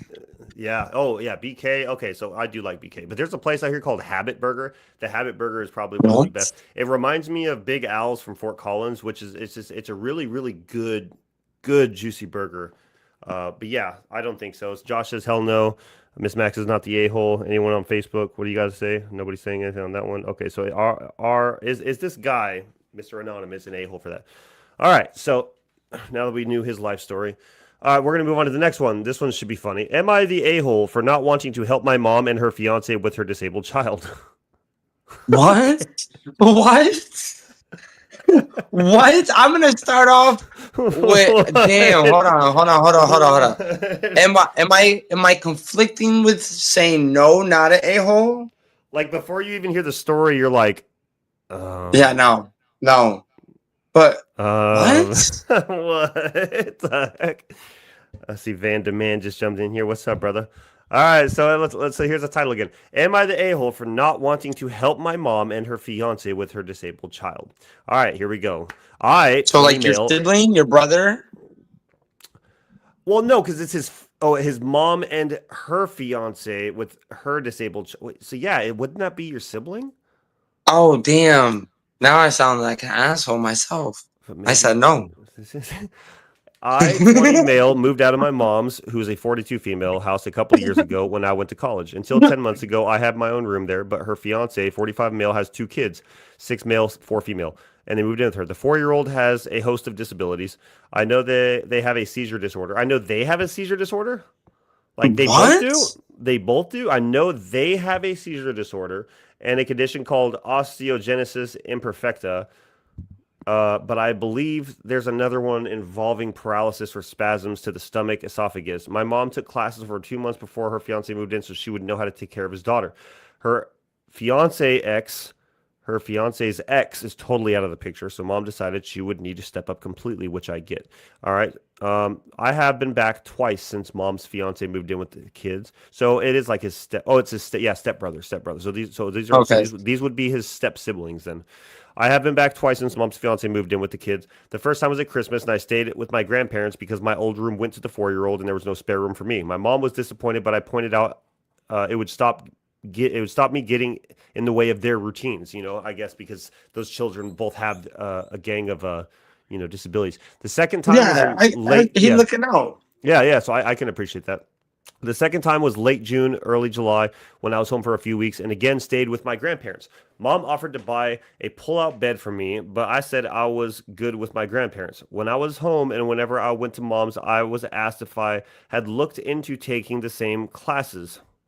Only the young child has disabilities. Okay, well that's where I was confused in there is because I know they have a seizure disorder. So that's where I was confused. Oh, the 4-year-old has a lot of disabilities. I know they have a seizure disorder. So that's where I was confused because I know that they have a seizure disorder. See, that is just the verbiage. Okay, so there's just one. All right, back to where we were. Mom said she had hoped I would want to help them. She said it would mean I could step in if an emergency came up, and I told mom she better find someone professional for that because I'm not taking on that responsibility. Her fiance asked if I'm just never going to stay at the house, and I said yes. I told them I would have zero privacy if I slept there, and it wouldn't benefit any of us.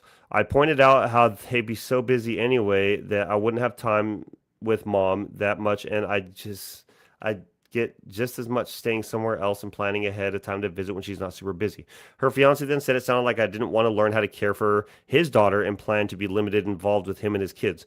I said, I'll see them when I see mom, but I won't be signing up for babysitting or future caregiving responsibilities.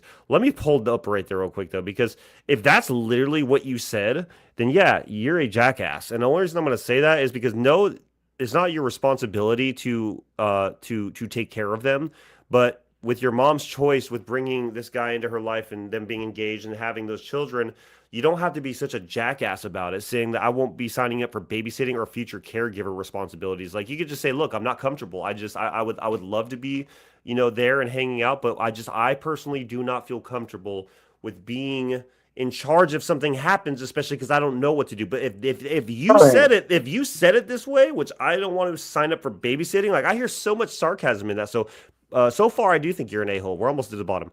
Mom and I went for a walk together. Oh, real quick, what do you think, David, so far, before we get going? Like, what do you think? That's he sounds like a jerk. He sounds like an asshole. Oh, he's mad because he's the only child and mama's occupied with 2 new kids. That's what it is. I already know. Let's go. Mom and I went for a walk together after I said that, and she told me she gets it, but she had hoped I'd be willing. She said it's a lot to ask for, and I don't even live that close anymore, so it wouldn't be all the time. But she asked me if it really was unwilling to even give them a few hours off when I give them a few hours off when I would visit. She said it would be so helpful. I told her I would visit and want to spend time with her, but babysitting her future stepkids was not in my plans. Oh, it's not in your plans. Okay, let's just make sure everyone knows. Flip your hair, dude. Make sure it's not in your plans. Make sure you put your foot down there, only child. And especially not someone so medically complex and in need of specific care. Let me read that again. She said it would be so helpful, which, because if I'm not mistaken, all she's asking is like, yo, if you're in town, come by, hang out, chill, whatever the case may be. But like, and he definitely has that only child mindset where it's like just about him. Yeah. But let me just. I really like my oldest, like when he comes around and when I'm around him, he kind of has that mood with me. So it's like I get where he's coming from on a parent side. Right. Now I'm not. So I understand both sides. Only reason I'm calling him a jackass is because of his verbiage. If this is the way he actually was talking to his mom, like all he has to do is be kinder about it. Like, hey, like there's the way his approach was. Like dickish. Yeah, he seems like language. Just in my opinion, it just seems like the way that he's coming off is kind of jackassery. No, it's not your responsibility. No, not at all. It's not something that you need to go out of your way to go babysit for. But if and it's like they're just asking like, do you want to have interaction? Like you want to hang out with your possible brother and sister down the road or whatever the case may be. Then, so like I understand his side of it. I do, because he's just like overwhelmed. Like, whoa, what? No, I want to see my mom and hang out with my mom. But at the same time, the way that he's typing this out, like it just in my own opinion. Yeah, his delivery and this approach just kind of made him. It gave him bad accreditation. He's half of a jackass in my opinion. I wouldn't say a full jackass, because maybe he's just intimidated, and maybe as an only child he doesn't know how to necessarily say, no, mom, I don't feel comfortable. Like, I'm happy for you, but I just, like, personally, I have enough going on with college or whatever, yada yada, and like I don't know if I can at the time. I don't know if I'm up for that. But right, it's all about approach, in my opinion. It's all about approach. And if you're approaching, if what you're saying verbatim is what you told her, you're a jackass. To say, I told her I would visit and want to spend time with her, but babysitting her future stepkids is not in my plans, and especially not one so medically complex and needed special care. Which is like, and I can understand where you're coming from, dude. I can understand where you're coming from, but there's ways to go about it and word it, because you just sound like you're a jealous jackass that doesn't want to, you don't want to share your mom with anybody. Anyway, her fiance is holding a grudge about it. He brought it up to my grandparents when Christmas was brought up. They said that they got the feeling that he was also annoyed, and they gave me a place to stay during my visits, because it gives me an excuse to not get closer to his kids, and therefore be more willing to learn how to take care of his daughter. Like I said, I just think it's a 50-50 right now. I think that he's, if he wants to please, his parents, and like not be so, like, all he has to do is just be transparent up front and be like, look, like I don't understand the disabilities, and I'm kind of uncomfortable with it, with how young they are too. So I don't know if I can necessarily babysit, but like I still like to see you guys. But just from the sounds of the way he typed it, he really just kind of sounds like he's like, no, I'm not babysitter. Like, okay. He's like being snobbish like, about it. Yeah, typical only child behavior, in my opinion. Okay, so go ahead and let us know. The parents should not even expect that. No, I agree. They should not expect that. But if it's just like them asking, "Hey, can you?" Like, he could respond better. He could have just been like, "No, I'm not comfortable." Yeah, I don't know. Maybe I'm reading too much into it, but I think that I don't think you're an asshole, but at the same time, I don't think anybody's an asshole in this opinion or in this situation. I think maybe you should just do what you got to do, keep your head up, do your thing. But no, you're not expected to take care of someone else's kids, even your own stepbrother and stepsister or future stepbrother. Yeah, that's But man, you gotta learn how to talk like to your a 50-50 shot. He could just be the ass.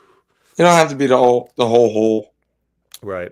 But I get that too. I was the oldest child of forced to care for my brother, and I get that too. You know what I mean? So I know there's a certain everybody has their own connection with how, where their opinions are on this, and so I can respect your opinion, honey, on that for sure too.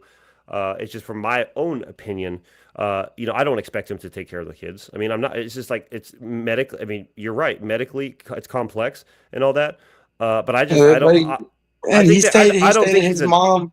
I don't think he's an a-hole, but I think he's a jackass. Yeah, he even stated like his mom studied for like 2 years on how to properly take care of. Yeah, she took time to learn that, which is fine. Yeah, that's fine, but it's not his responsibility either. I am understanding that it's not his responsibility, but we've already said it like 10 times. Maybe approach it better there, sir. All right, what do we have on this next one? This one says, let's see.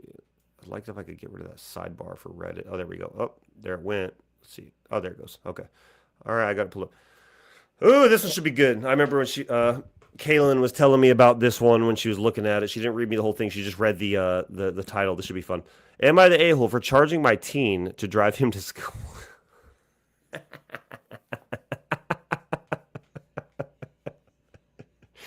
Let's dive in. Am I the a-hole for charging my teen child? Am I the a-hole for charging my teen child to drive him to school? Her. I don't know if this is a dad or a mom, but for charging their teen child to drive them to school. Let's find out. Let's find out though, because there's always a story behind it. So far, right off the bat, it's got me intrigued. My teenager, 13-year-old male, has a hard time getting to the bus on time, basically every day. If he misses the bus, it takes me about a half an hour out of my morning to drive him to school. I liken it to two different kinds of toy trains. One moves on its own. The other one, you have to push the whole weight. He's the second one. Interesting analogy. He has a loud alarm set to go off over an hour before the bus comes.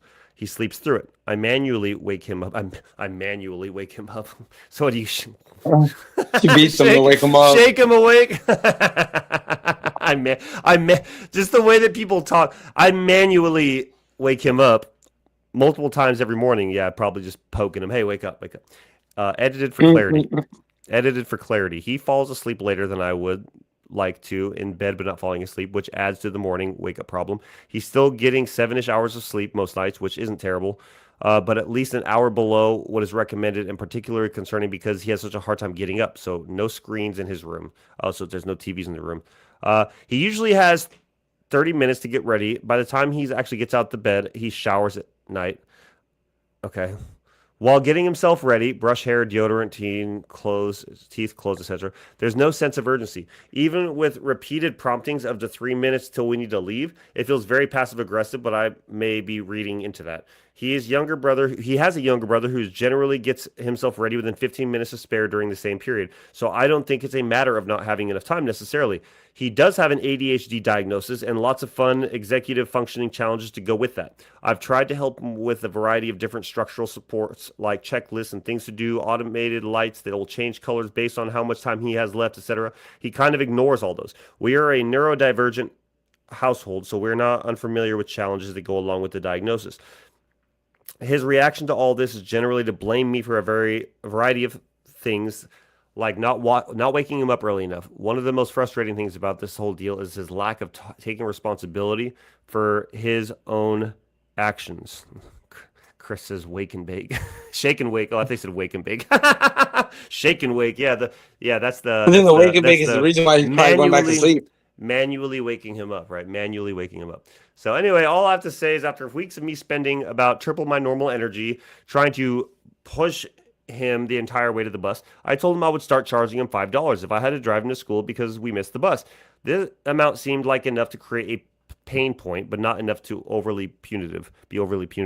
The first day he owed me $5. The second day he actually got his act together and got on the bus. I saw genuine effort, yay. The third day he owed me $5 again, or owed me. Now he is irate and sure that if he tells some adults about this, they will consider it wildly inappropriate. If he tells some adults, I'm certainly open to feedback, but from my perspective, I would much rather learn him to take responsibility. Okay, so time is money, right? So no, I don't think you're an a-hole. I actually, at first when you read it, you're like, yeah, why would you charge your kid? But now reading what it is, like, look, this is how life works. And at 13 years old, like you have a few good years left before it's time to be an adult and be responsible. So I don't think that you're an a-hole for this type of environment, because what you're doing is you're trying out different ways to see what. My thing is, where do the friends come into play now? The what? Where do the friends come into play? Which friends? It says, then isn't the topic or the general? Am I an a-hole for charging my teenage friend, like my teenage kid's friend? No. Am I the a-hole for charging my teen to drive him to school? It's just the teenager. Yeah, I don't think so. After reading that, I do not think you're the a-hole. I think that at the end of the day, like I said, what's more worth it? I would much rather have him learn to take responsibility for himself when he's 13 and lose $5 than when he's 23 and loses a job. Boom. I love that. The way that was closed out, that analogy was great. Let us know what you guys think in the comments. Do you think that this parent is an a-hole for charging their child $5 for missing the bus? I don't think so. Yeah, I don't think so. So that's that for that story. And you're trying to build a little bit of a structure too. Like you're still trying to teach a child values and morals. Like there's no a-holeness into that. No, I don't think so. I think that it's just, look, if nothing else is working, it's time to just start learning a little bit. You know what I mean? At 13 years old, I mean, like I said, you're only a few years away from becoming an adult. Why not now instill those good qualities into you? Right. Yeah, and I agree with you too, honey. I actually don't hate that idea. It teaches responsibility, and I don't think that they're wrong. Okay, cool. So we're all on the same page with that. None of us think that you're the a-hole for doing that. So you keep doing your thing, their parent. Hopefully your kid starts waking up on time. Maybe start setting some. Yeah, maybe. Go to sleep. Like that's for me personally, I love my sleep, but I'm also loving getting in bed early at night. You know, I feel like I'm sleeping. If it's 5 a.m. and I'm waking up, I feel like I've slept in too much. So, really, No. Yeah. I'm at work at 5 in the morning. This sucks. Yeah, but you're getting ready to get home too. You're getting ready to head home. All right. So But here I we mean, go. I just Little have to pick it up a little bit more so I can. Because if not, man, these people start working slow. All right, so we have one more "Am I the A-hole" on Reddit before we jump into our music review. So this one is: Am I the a-hole for not letting my boyfriend's mom move in with us? Am I the a-hole for not letting my boyfriend's mom move in with us? So ages. Here we go. I get an air horn. Me, 26. Boyfriend, 29. Okay. My boyfriend and I were looking to move out for a while now, but he insisted on getting a two-bedroom, two-bathroom apartment so we can get a roommate and split the cost with him. I told him that if he has somebody in mind, that is fine, but otherwise, I'd rather get a one-bedroom. He said he does and had asked asked him multiple times if that person he had in mind was his mother, and he told me no. So right off the bat, he's lying, I guess. So let's keep going. Wait a minute. Hold up. Wait a minute. So the title, to give you some backstory, when I first met his mom, she was super judgmental because I do not speak Spanish. And when I try to, I have a hard time with rolling my R's. To the best of my knowledge, she had gotten over that and we were fine. To the best of my knowledge, she gotten over that. So yeah, okay. You're not getting over that. So hold on. When I first met his mother, she was super judgmental because I didn't speak Spanish. What country is this Reddit out of? No. But to the best of my knowledge, she had gotten over it and we're fine. Now she's always trying to get him to come out and meet her work friends. Mind you, her work friends are women around my age. Oh, hell no. Nope. Hell no. Sorry. Already I see where this is going. I do not think you're that. And we're going to keep going, but so far from what we've seen, I think that's crazy. He never goes. Okay, good. He never goes. I also don't stop him from seeing his mom whenever either. But I told him how I felt about that, and he understands and politely told her not to do this. So she said, okay, perfect. Good job. A couple days ago, we took his mom to the store, and her friend had stopped her and asked kindly if this is your son and his girlfriend you always talk about, and she said yes. She then asks, does she speak Spanish? And his mom said no and made a face. The friend notices and visibly gets very uncomfortable and states she's very, very beautiful and cut from the conversation there. We got home and got great news. We had gotten approved for the apartment we had applied for. The next day, when I found out his mother was the roommate. Oh my God! But you told your girlfriend no though. So you called it. You called it. But honesty, look. So at the end of the day, and we all can agree on this. Honesty in a relationship, no matter what, is key. You cannot survive a relationship without honesty, without truth. No matter what, you need to just be honest. So when he said he had someone in mind, and she says, "It's not your mother, is it?" And he said, "No." Are you serious, dude? So what was gonna happen? So if you said no, what was gonna happen? Was she just gonna show up at the door with her suitcases and be all like, "Oh yeah, right?" By the way, what was gonna happen when the roommate showed up? Yeah, mom shows up. But didn't you just tell me no? You told me no. But so how are you gonna play that card, bro? See, like I said, honesty, no matter what, is just it's always necessary. You need to be honest, and so it's I guess I'm just sitting on that whole idea of you told her no. So when your mom moved in, was she just gonna be like, "Oh, that's not your mom"? So. Right, you're gonna have her wear a John Kennedy mask. Eventually, you're gonna have to pay the piper and own up to your lie, dude. So right off the bat, let's keep going. The next day, I found his mother was the roommate he's been thinking about. Is when I found out his mother was the roommate he's been thinking about. I also did not find out from him. I found out because our new landlord texted us about it. Make sure that his mother will be moving in as well. So he didn't even tell her. So this all came straight from the landlord. So dude couldn't even last second be like, "Oh, we got approved." Yeah, by the way, mom is the roommate. Save yourself in the end, even though you already lied. But he was egging it. He was egging. He was waiting for that move-in day. Waiting to find out if they got approved first, right? Yeah. I said, I tried I'm to call done. him. I tried to You call trying to be him. sneaky. Yeah, I tried to call him on the way home to discuss the text I had just gotten, but he immediately flipped the script and blamed me for not letting his mother move in. Calm down, dude. Hold on. I politely What? asked if we can talk more. I politely asked if we could talk more about it when I get home, and he said yes. To my surprise, when I pull up, his mother's in her parking spot. No, not Oh, already there. this keeps getting better. I was so overwhelmed I just waited in my car on the street until she left and then went inside asking if we can finish up the conversation. He said no. I said, okay, well, I'm going to tell you how I feel then because I find it very unfair how I asked multiple times if it was your mother, and you said no.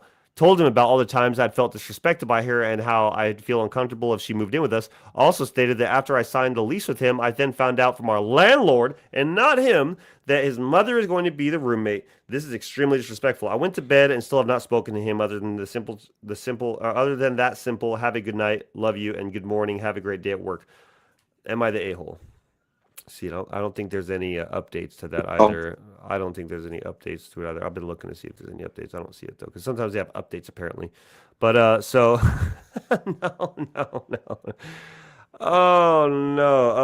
Okay. So I think that the majority of us can all agree that no, you are not the a hole for that. I think the true a hole is the son for a not having the spine just to say I'd love for my mother to yeah it is my mother I'm thinking yeah. about. So that way y'all can have a constructive conversation and get out on the table when he needs to get out, and then either move past it or You can just a hurry up and determination. tell him no, because Why she do already bro? How stated that the mom had the issue with her, right? like, You're 29 years old and like the first and then idea you have is mom is my roommate. multiply asked him, "Is it your mom?" So that he was continued, like he stuck with his no, it's not her.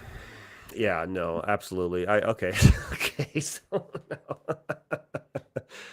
He was I'm just taking gonna this to the sneak grave. mom in. No, No, no, no, yeah. He's like, so put your put your left hand on the Bible, right hand up. I do solemnly swear that everything I say is about to be the truth, the whole truth, and nothing but the truth. So help me God. And he goes, no. bro. And you know what'd be funny if she already knew the answer, and as soon as he did that, she grabbed the Bible and just whack right across the face, bro. Like, I'm the one.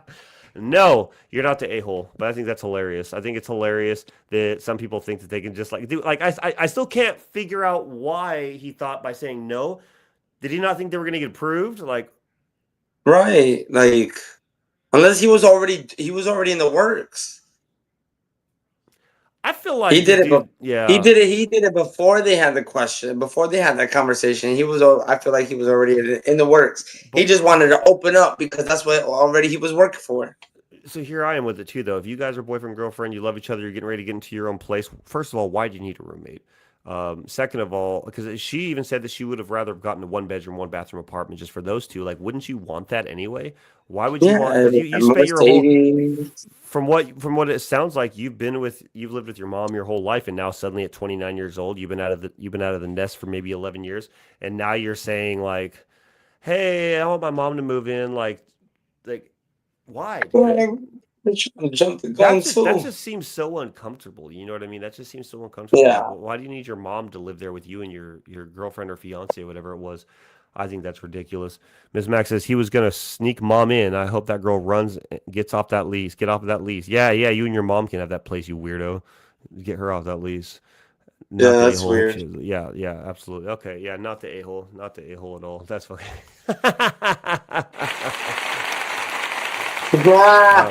It's my little sound bars. Okay.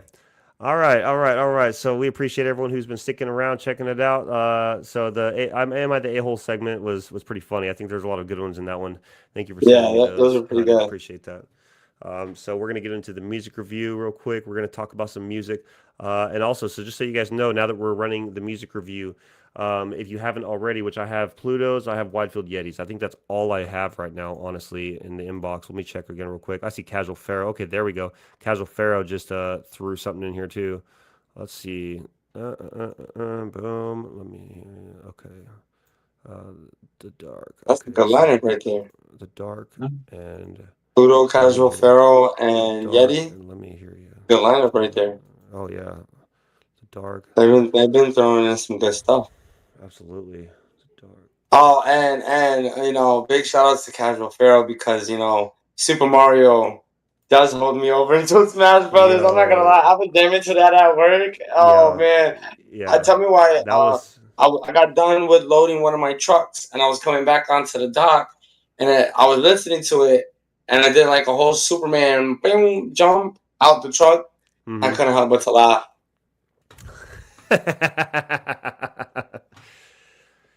All right, so we have two Casual Pharaoh songs. We have a song off of me and Casual Pharaoh's album. I'm gonna preview you guys.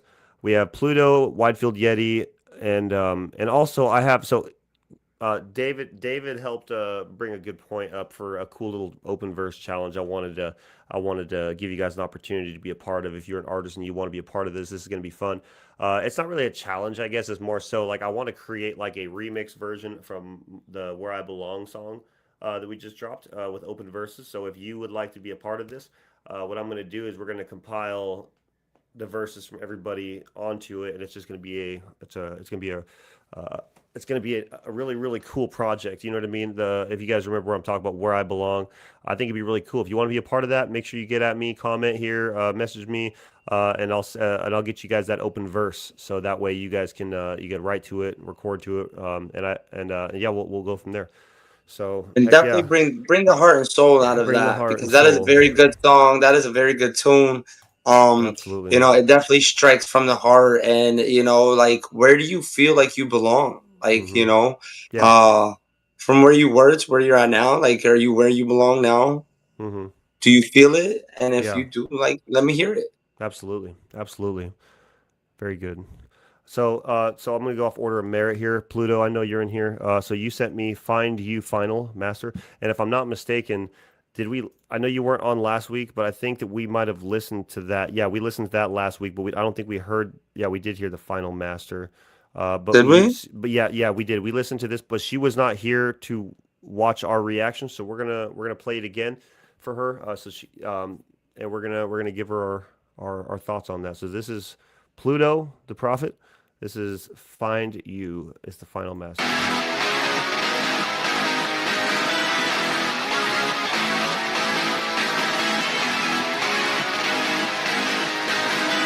I cherish every moment with you.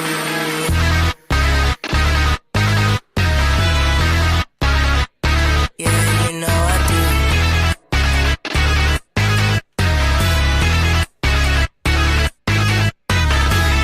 When you fall, I'm always around. I don't know why I stay.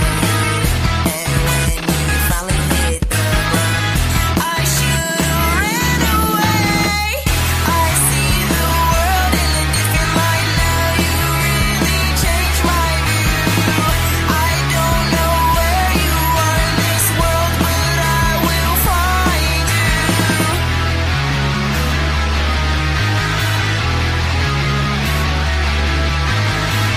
That's on the floor, you've been fighting all night. Take the first step, do it all the spite. Caressing your body, I know you ain't right. Look, I look in your eyes when I turn you around. I piss you off, but I love when you smile. I come around, you do me foul. It'll count. I cherish every moment with you. Yeah, you know I do.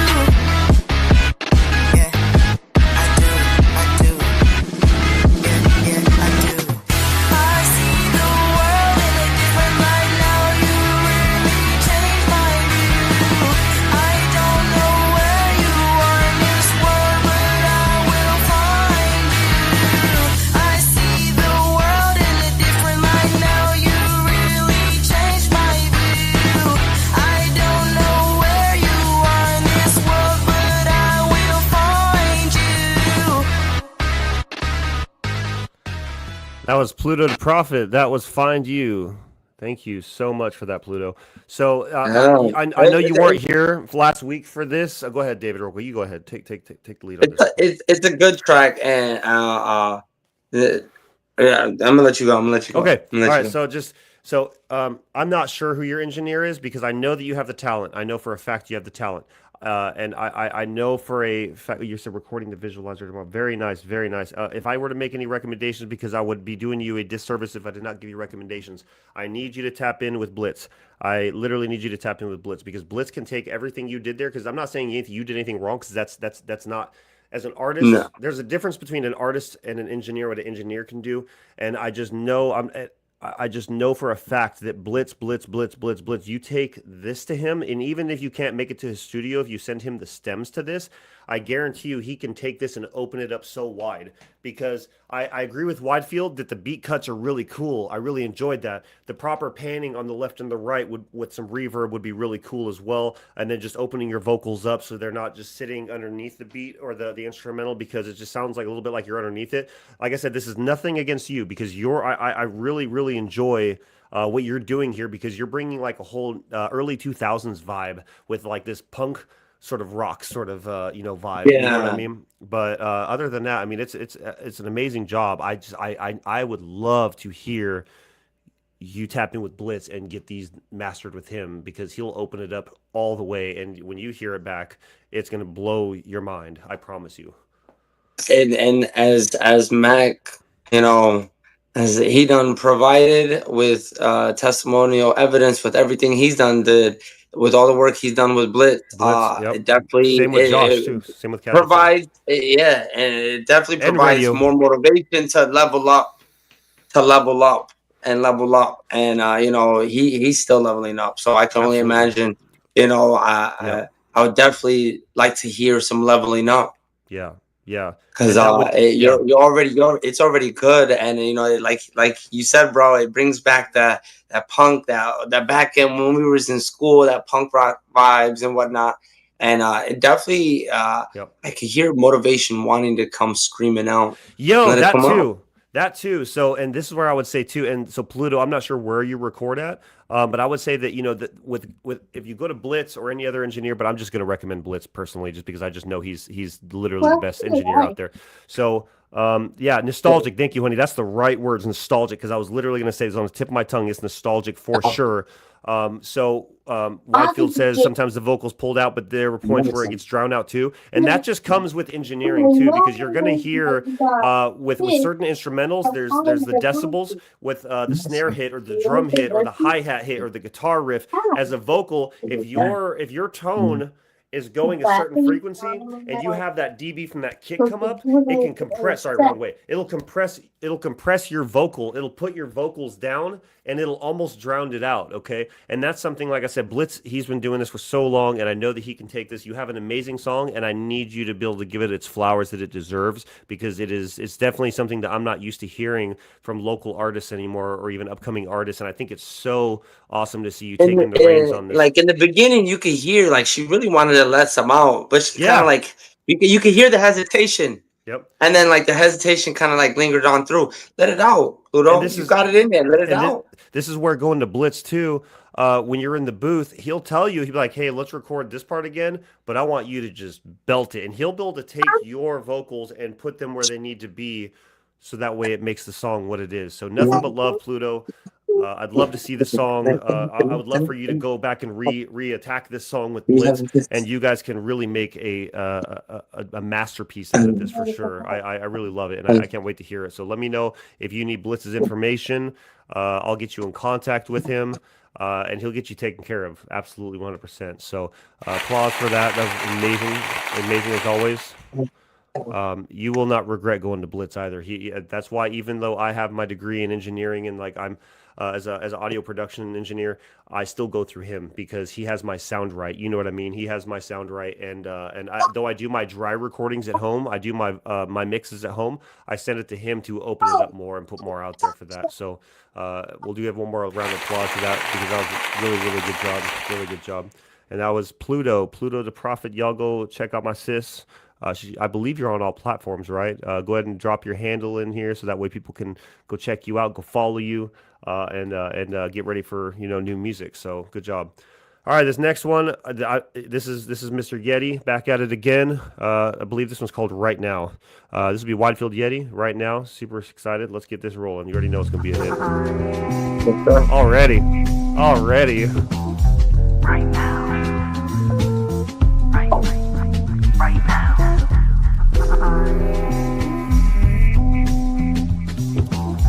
Inspiration is dedication in my mind. I sidewind the guideline to find time. Mango meddled in my eyes. You settled on 9 lives. I'm swatting on fruit flies. Smack taste of medicine, no questioning this veteran. I'm not a prodigy, I'm an outlier anomaly. Proving it anatomically. Beast in my biology, I'm feasting on them properly. Mutilate monotony with insane velocity. My soul's a solar battery, I'm closer to the sun. I'm force-posed to flatter me, it's better to run. Sit second to none, it's known I'm never done. All we have is now, you know it never lasts long. All we have is now, you wanna make it in, it's gone. Keep food up on the table, gotta eat to stay strong. A hork is a part of the art for eternity. The part where it snort has gotta be internally. Fellas get jealous, pick and choose what they tell us. I bloom upon the trellis, never mention the malice. You better find your balance. Play the fragile egos of the internet age. Hold the world to stage, but you stuck on a page. Now wait a sec. Flip the script like tech, they froze like Technic. Take a seat with the peak of the beak and get your head wrecked. There is no equal or sequel, I am an eagle smoking diesel, flying high above the people. I am a ripple in the wrinkle of time. That simple shiver in the basic is fine. Deliver off the quiver, watch my arrow align. Whether blind or benign, you gotta find the dotted line. It's a sign of the times. All we have it now, you know it never lasts long. All we have it now, you wanna blink it in, it's gone. Okay. was fine. Why is it that I felt like that? That's just like, yet again, Whitefield's coming through. Let's give him those applause real quick. Those, I think that your style is just so unique, dude. You really bring back like that, another nostalgic vibe, right? It brings you back like sort of that old boom bap type of beat. Yeah, like the telling vibe, like and his we flow. relaxing. And his flow, man, Whitefield, like it's you know, there's only a few artists out there that I can honestly say like their flow is just, it's such a unique, like you don't hear it really anywhere else with the way it is. I think that you bring it, that's such an. And definitely, I'll definitely say I've gotten some of his I've got like a little gaming playlist I devised together. Whenever I do my little like gaming, I'll throw some streaming on for that, just Yeah. like little gameplay or whatever. He's definitely got some tracks on that list. Absolutely. Personal favorites, Waves. Yeti, what you need to do is you need to submit it to GTA 6. That way that can be part of the cruising network. You know, I think it'd be cool. I guess what you can do though is there's a media player on PlayStation, and what I need to do is I need to get a thumb drive, upload my music and all the homies' music on there, and then plug it into the PlayStation, so that way we can upload it onto the media player. So that way when we're cruising in GTA, we can listen to the homies' music and all that. So Right. Yeah, absolutely. Another round of applause. Hey. Me and Yeti have been talking, and we might be working on something here in the near future. So if you'd like to hear your big brother Mac and Whitefield Yeti attack some tracks, I think it'd be really cool.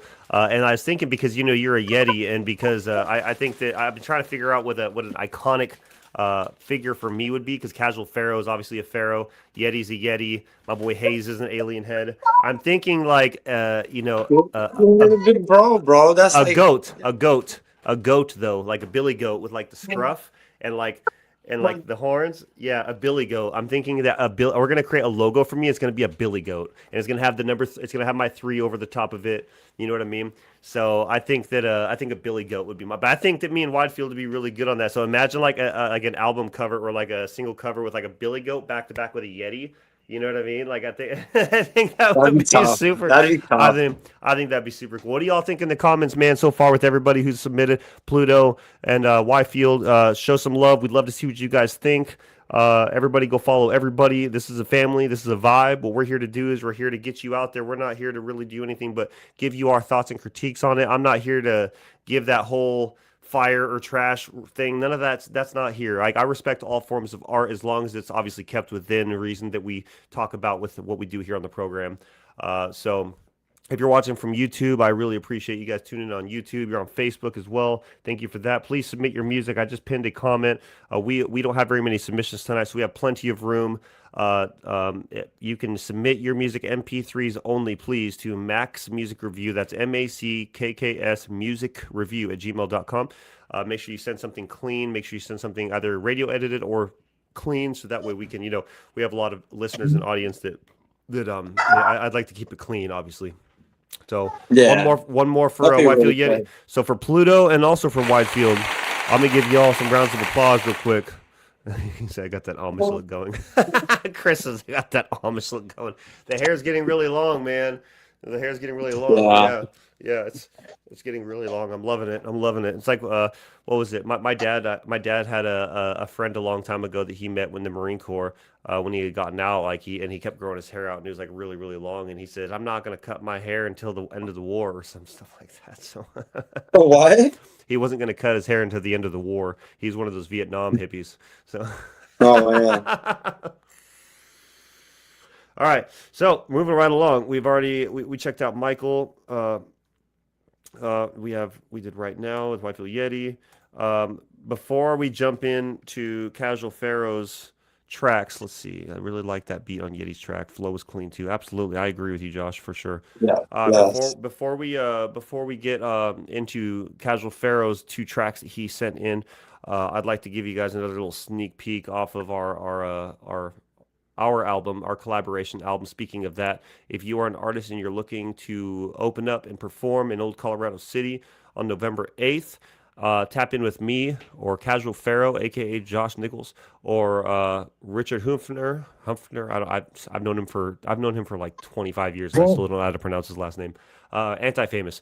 We're going to be performing down in Colorado Springs. So if you'd like to open up for us, you'd like to sell some tickets, get some exposure, get on that stage, message us. We'd love to have you on this. We'd love to have you come perform for our album release party. Me and Josh. This is our first time doing I mean, he's always on, for the most part, 90% of the time. Josh has been on stage with me. We have a lot of really good songs together, all the way from Silver Line back in the day. If you haven't heard that. You know what? Hold on. As a matter of fact, so yeah, as I'm talking, we're gonna do something. But from Silver Line all the way through Blackjack, all the way up to Basement, all the way up to the Pages track, which is one of my favorites, honestly. We just have so many. We have so many amazing tracks together, and we finally put together a collaboration album 2 years in the making called The Last Poets Society, and we will be performing it live for you in Colorado Springs on November 8th. So. Let's see. I think this should be it, right? All right, here we go. I'm gonna airdrop this real quick. All right, so before we play, so let's get a little nostalgic real quick. Let's get back a little bit. Y'all want to hear Big Bro Mac from 2021 real quick? Let's see. What are you playing right now? Hold on. Okay, hold on a second. I pressed the wrong button. All right, y'all. Hang on one second. We're gonna take y'all back a little bit. We're gonna take y'all back to 2021 when I believe this is our first song together. It was either this or Drown. I couldn't remember which one, but this is one of our first songs together. And correct me if I'm wrong, Josh. Was it Drown or was it Silver Line that we did first together? But anyway, we're gonna take a flash to the past real quick. I'm gonna show you guys. If you haven't already heard it, it is on all platforms. It's called The Silver Line. This is it was our first. Okay, yeah, he's confirming. This was our first song we did together, and I'm super excited. If you have not heard this yet, this is where it all began for me and Casual Pharaoh. So enjoy.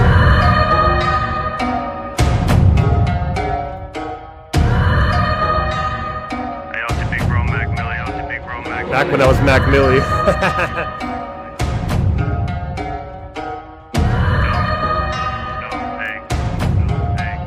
There's a silver line behind any and everything. Understand the reason could lead to self-bettering the mind, body, spirit, soul.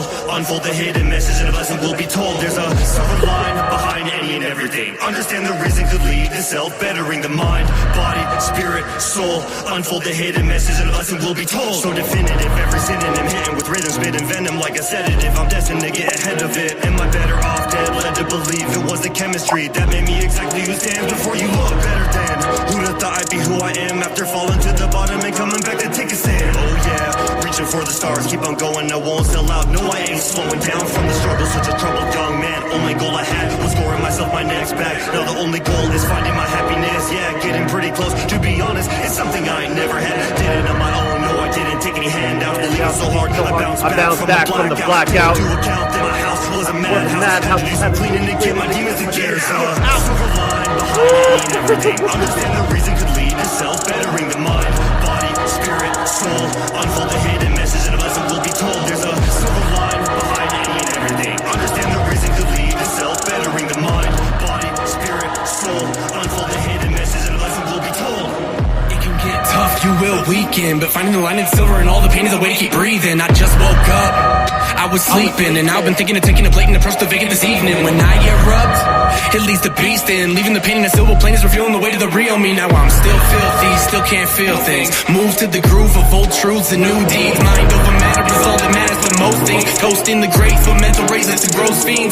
Growth greatness, catch cases so clean. Pervasive, dope lyrics to sentencing.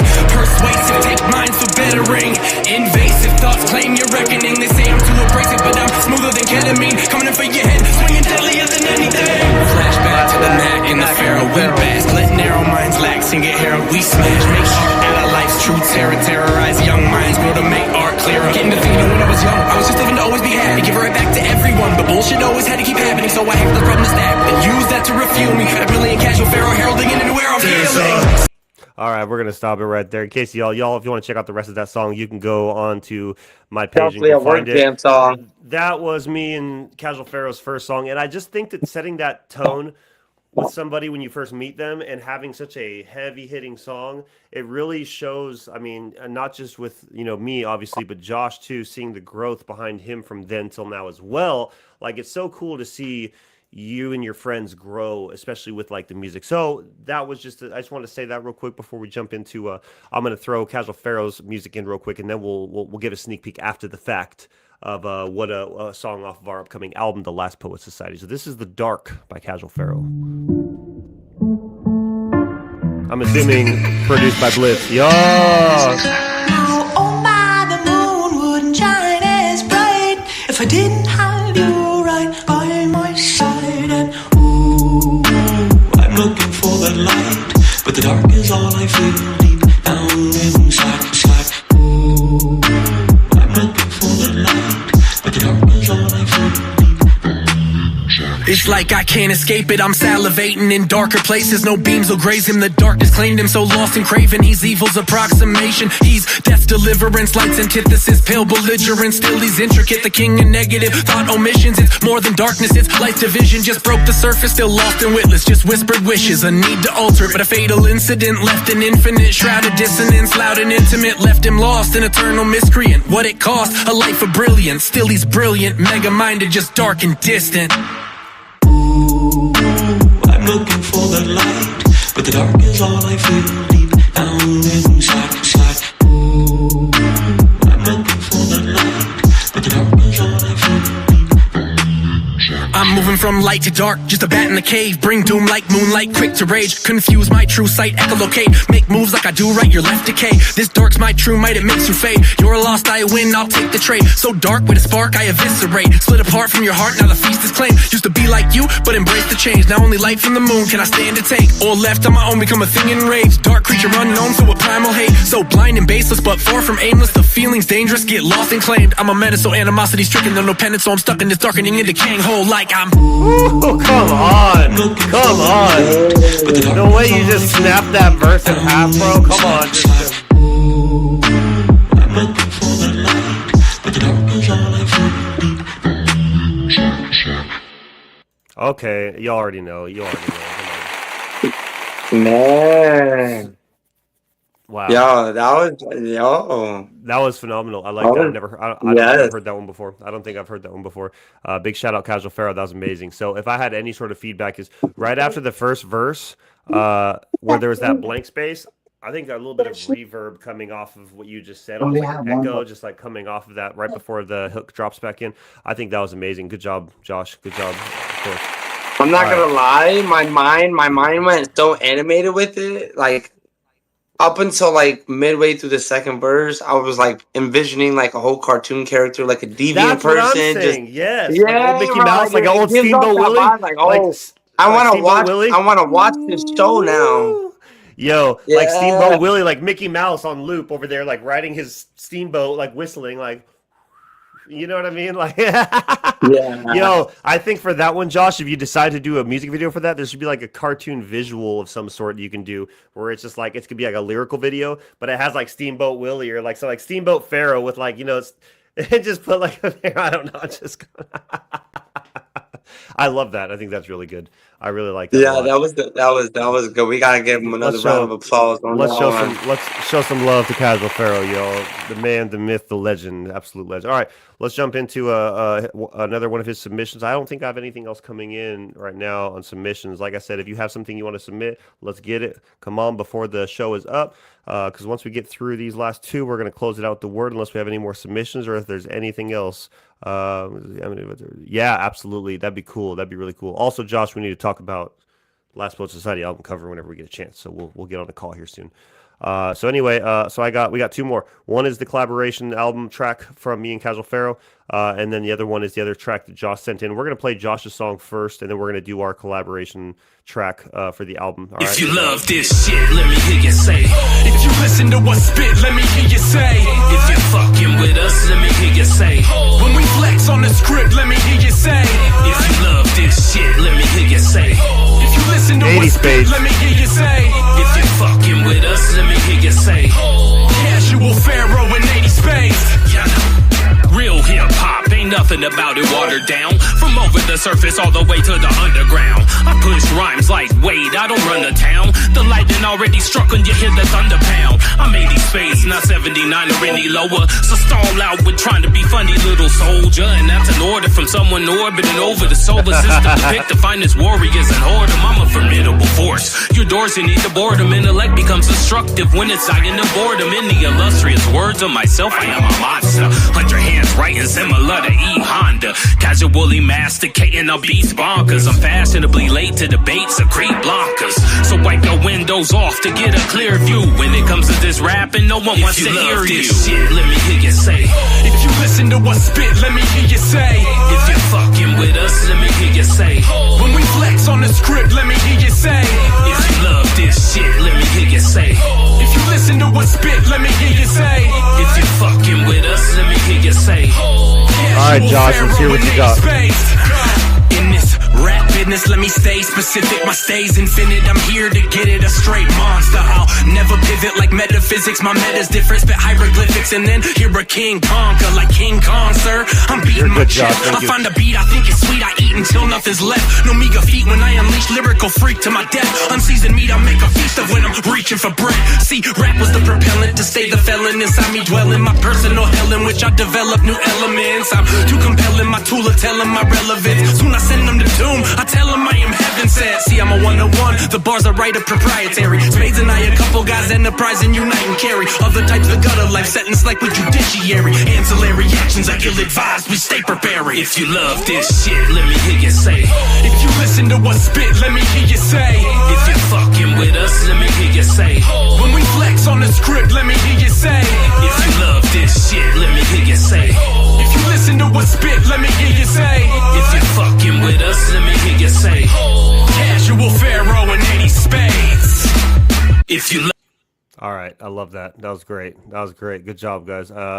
80 spades always coming in close, but you're good, Josh. I appreciate you, but you're good. You're good.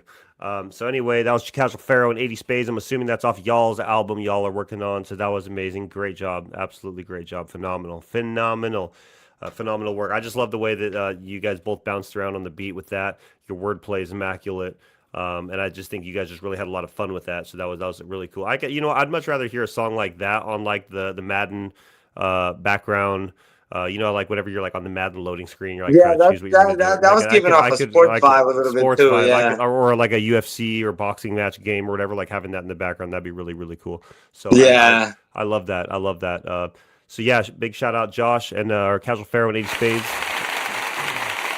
All right, y'all.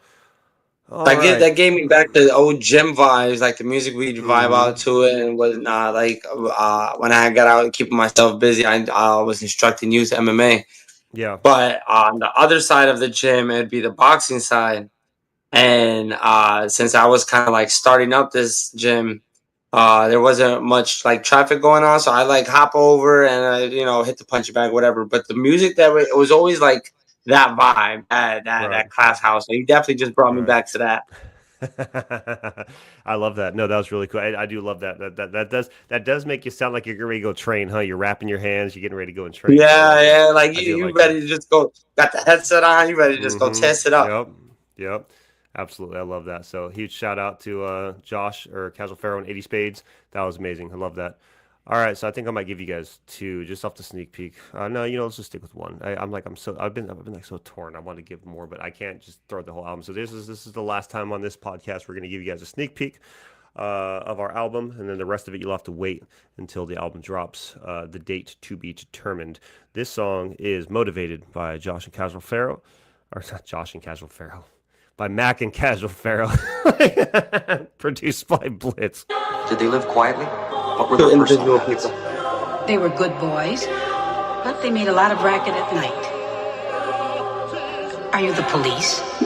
No, ma'am. We're We're musicians. musicians. I'm motivated, pen stuck to the pages, 10 slumped on the pavement from the lyrical engagement, 10 toes in the basement, 12 tones in arrangement, pen flows with the poems, let the poets innovate it. I'm so motivated, got my foot pressed on the gas. If you knew the place I've been, you see just why I'm built to last. All these obstacles I see, I make a plan and overcome. I promise here to stay, it's here to stay. We're far from being done. I'm so driven in this dream, I got a movement with the pain, making moves like I've been playing chess, ain't never felt the same. From the 5th floor being locked down, yeah, the doctor's taking notes, trying to fill my script with all the things that balance out my scope. It's got me motivated, pen stuck to the pages, 10 slumped on the pavement from the lyrical engagement, 10 toes in the basement, 12 tones in arrangement, pen flows with the poems, let the poets innovate it. I'm often a stranger to mercy, lash out at whatever would hurt me, spaz out with a lyrical flurry, cash down but you couldn't subvert me, crash out, get a win in a hurry, man down and it's softly disturbing, killing them quick and I do it covertly,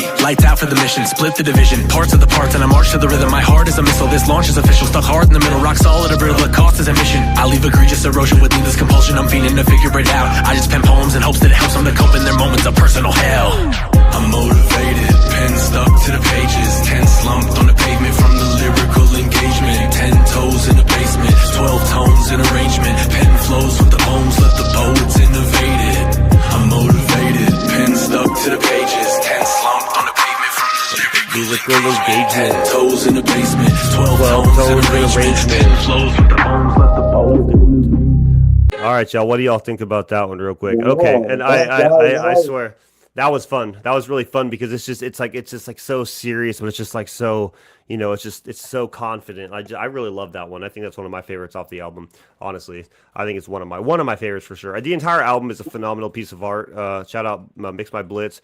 Not only the best engineer out there, but also top 1% of producers as well. So big shout out to Blitz. Applause to Blitz.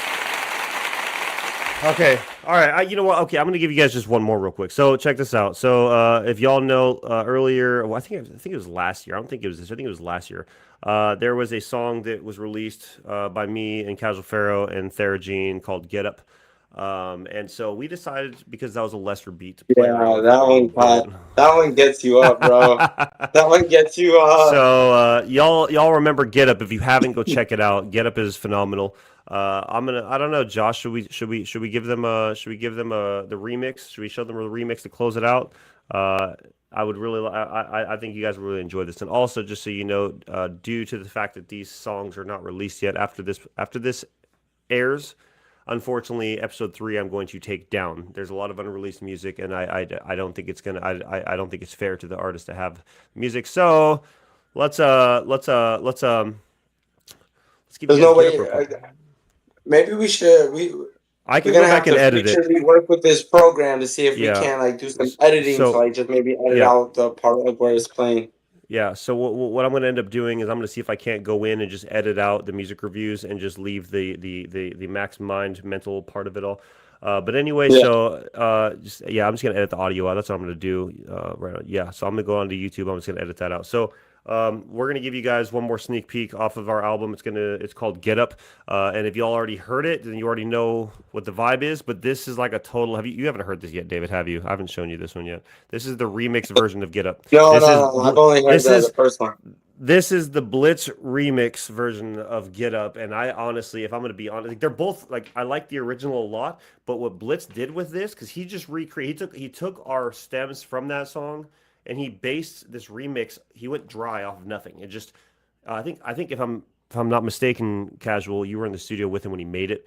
But this is crazy. This is crazy. This is really crazy. So let's go ahead and get that one going real quick, y'all. Let me know what you think. I've got the money, haven't I? But how did you get it? I told you he lent it to me. Why did he lend you that money? Because I gave him something in return. What? Morning, Blitz. I sold him my brain. What do you mean, Father? I willed it to him in return for the loan. Your brain? Yes. He said it would be of value to Me him too, in his Josh. experiments. He said the medical school was making a study of men with artistic growth. Yeah, 1, 2, I'm taking in the view. 3, 4, and I take it to the floor. 5, 6, when I make another hit, and a 7 to the 8, no, let's get this straight.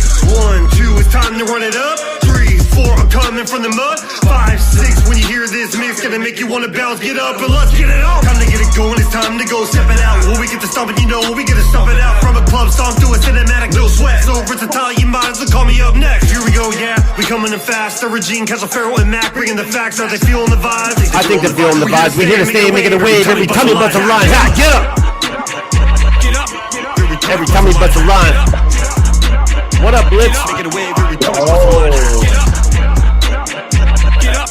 Every time we bust a line. Get up! Making a wave every time we bust a line.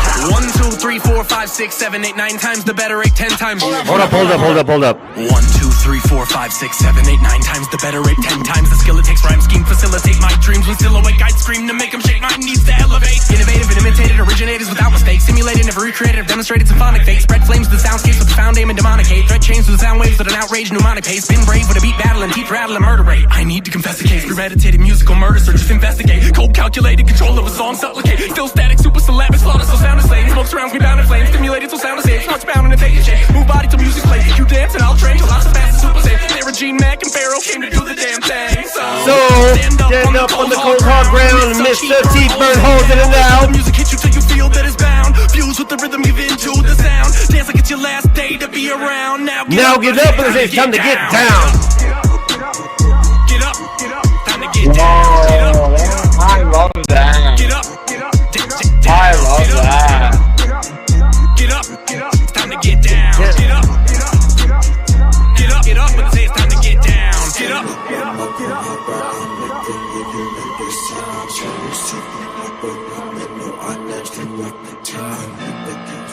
Yo. Yo. There we go. Yo. Yes, sir. Hey, yo. I've got the money. That was Get Up. Okay, just so y'all know real quick, so Blitz is in the chat on Facebook. Just wanted to let y'all know. Big shout out to Blitz real quick. I need to get some applause real quick because I see Blitz absolutely is a monster on everything that he does when it comes to producing and engineering. That's why no matter what, no matter how far we go, we're going to be using him as our engineer, and he's also just a really good friend as well. Just a really amazing human being. So shout out to Blitz. Thank you Yo, for jumping in big the shout chat. outs Thank to for you being here, guys brother. because that was insane. Yeah. So you know what I have to do now. You know what I have to do now, right? Now that Blitz is in the chat? Hold on. Yeah, I'm sorry to interrupt you, bro. No, you go ahead. Go ahead. No, But go ahead. What? Bro, the first one already had me jamming and vibing at work to the point where, like, I was running niggas over. Excuse my language. I was running people over at work, just like, get out of my way, move. Like, you know how you be when you're in the zone, you're just moving. Either you're a part of it, you can tag along with, or get out of my way. Yep. I think I'm not even gonna say tag along. I'm just running people over. I would just run people over, bro. It's like, I love the way that Blitz gets. So when you think about it from the artistic standpoint of, like, he took what was the club song, and I don't know if you caught it or not, but when I said from a cinematic to a club song, no sweat the first time, because of the beat being the beat was blah blah blah blah blah. The beat was like more of a Lester type upbeat, like do do do do. And then Blitz, that like, definitely, I would definitely throw that in a club setting. I definitely would do that in a club setting. But it's crazy because both of them still have a club setting, but your remix is more of just like that's It's more slower. like that. It hits harder, Like right? In more my opinion, underground. You're more going like downstairs to the club, like hey, yeah, party. Yep. Plus, the intro was just so savage. If you what you'll notice with this whole Last Poet Society album is there's the intros are all really it's cinematic. It's super cinematic. And also it looks like we're going to be getting a song in called Pirate by Mixed by Blitz and Casual Pharaoh. So we have a couple more we're going to listen to now that we got Blitz in the chat. Nice. So while we're waiting on that, y'all, now that Blitz is in the chat too, I just have to say I don't care. I don't care what the world may think of me. I don't care. I am who I want to be, so I don't care. But I had to change it, make a change, a beat, a change. I have to say that I don't care. Verses. I reverse the universes, grab the script and flip it till the ink upon the page it curses. Pickpocketing the rich, digging all up in their purses. Robin Hood is in the back, the crime that's been committed is perfect. This ain't rap. This is quantum phonetics. Every couplet is a puzzle in a dungeon of relics. I've been paradoxes upon the page or the plexiglass. Battlefields, I'm sick of shit, splitting atoms when we clash. Fresh in space and time, with a couple of couplets. Double entendre Soleil, they need luggage and crutches. My boss go overhead, like guillotines and rewind. Slicing minds twice, one for the soul and one for the rhyme. I don't care. I don't care. I don't care. Slicing minds twice, one for the soul and one. I don't care what the world may think of me. I don't care. I am who I wanna be. I don't care. But I had to change it, make a change, a beat, a change, a Casual Pharaoh, let's go. I can't abstain from the page of the marquee. My blazing brain in a star stream. The way I change like Starstream. Transform the track, imparting my brain, my rage, my heartstrings. The flames I raise with harming. My heart stays cold, disarming. I'm callous, caustically culling all this aura I'm farming. Zero cares given. That's apparently charming. Fairly alarming. See, we three can be most jarring. If you abuse delusion, the solutions you're falling. Give a listen and admit that this is not your true calling. Never give it better when we freeze on the beat. We're obscene and elite, I can blitz on the team. We don't hear their jeers, fake tears, false screams. Talk all that talk, take shots to mean. It's a boss and a boss and a boss in this thing. We don't care, we're some juggernauts, you better not blink. We're the enigmatic trio, every bar spits Frio. With a music addict stilo, take a large hit philo. Some semi-sporadic heroes in the sound space we know. Make 3 crowns right now with 3 kings for the people. We don't care. I don't care. I might have uploaded the wrong one, we'll see. I don't care. I uploaded the wrong one. I don't care. Who I wanna be. I don't care. Yo. I don't care about the talking, not the people walking. I'm diving in the music, but you'll never catch me flopping. I keep it real, I keep it clean. You know I bring that topic. We kill the track with Pharaoh American, just like that. We drop him. Lessons learned, I had to earn my seat. Now place in second. The pressure turns a rock to diamond. Over time is tested. Bet against me, kinda stupid. Got you second guessing. Yeah, I'm the bar to raise the bar. This path I walk, I'm tested. Every beat I like to feast the beast inside my mental. The state of mind I walk the line, though I'm never settle. Unless I gotta press, I'm trying to fix what's in my brain. Take the razor, make it change, and make it known I'm here to stay. I don't care. Yo, I love this song. I don't care. I don't care. Take the razor, make it change, and make it known I'm here to stay. I don't care. The world may think of me. I don't care. I am who I wanna be. I don't care. You better make it change, and make it change, and be the change. I have to say it. I don't care. I don't care. I don't care. I don't care. I don't care. I don't care. All right, y'all, that's I Don't Care with me, Blitz, and Casual Pharaoh on that one. So that was monster stuff right there, bro. That was monster stuff right there. So that's off the Carnival EP dropping on October 3rd, 2025. So get ready for that on all platforms. So just a little backstory on that before we play the Pirate with Casual Pharaoh and Mixed by Blitz. So I was doing my beat shopping and I came across this beat and I was like,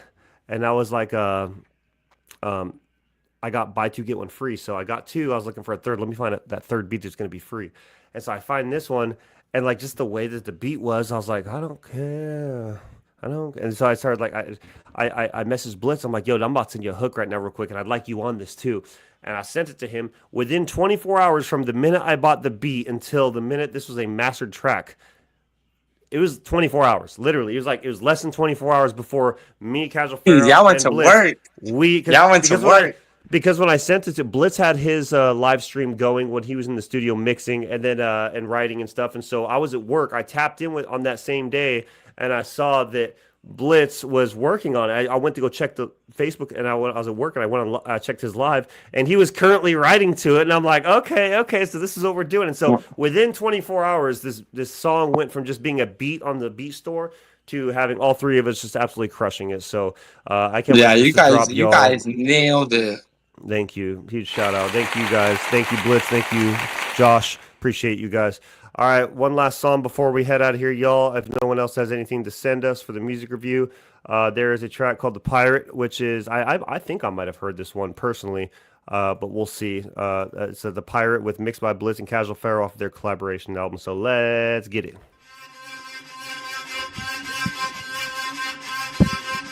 Morning, Blitz. I am the heavyweight champ, knocking them out in the ring. Spit it all up in the camp. Still booty, never buying the bling. Hearing it sing when I give it that sting. Never sparing the jaws, I can't trust these thieves. Got issues with me, we can handle the thing. And I'll beat your ass down overboard to the seas. I'm Captain Jack down to my roots. Ain't no puss gonna take my boots. Hit him real quick and got nothing to lose. Leave him cracking the brew cause I'm breaking the rules. Painting pictures with my words, creating all these vivid scenes. I black sail, hook nine tails, and Blackbeard, that real me, we said. Yo ho, we slaughter for fun. Drink through the night till we see the sun. Ships and waves, violence make sums. Yo ho, in the bottle. You know I swashbuckle, never lost a tussle. Blade sharp and muscle stays hard. Soon as they raise the jib, pursue merchant ships. Flintlock does more than leave scars. We sing songs with swine, drink rum and wine. Queen's laws we all disregard. We're privateers, turn pirates here. Red beard in the flesh live large. Every wave is amazingly turbulent. Every sail is a slave to the turbulent stars of the tide in our ears and our eyes. Better yet, they're the guide through the ocean and murkiness. We all traverse the uncertain with krakens and absurdly combative. No parley for captives and orgies for scurvy. Our vessels seaworthy. Our message of freedom. Our murderous earnings. Blitz in the Pharaoh. The touch holes are burning. Our cannons on fire. Your vessels submerging. Yo ho, we slaughter for fun. Drink through the night till we see the sun. Ships and waves, violence make sums. Yo ho ho, in a bottle of rum. Yo ho, we slaughter for fun. Drink through the night till we see the sun. Ships and waves, violence make sums. Yo ho ho, in a bottle of rum.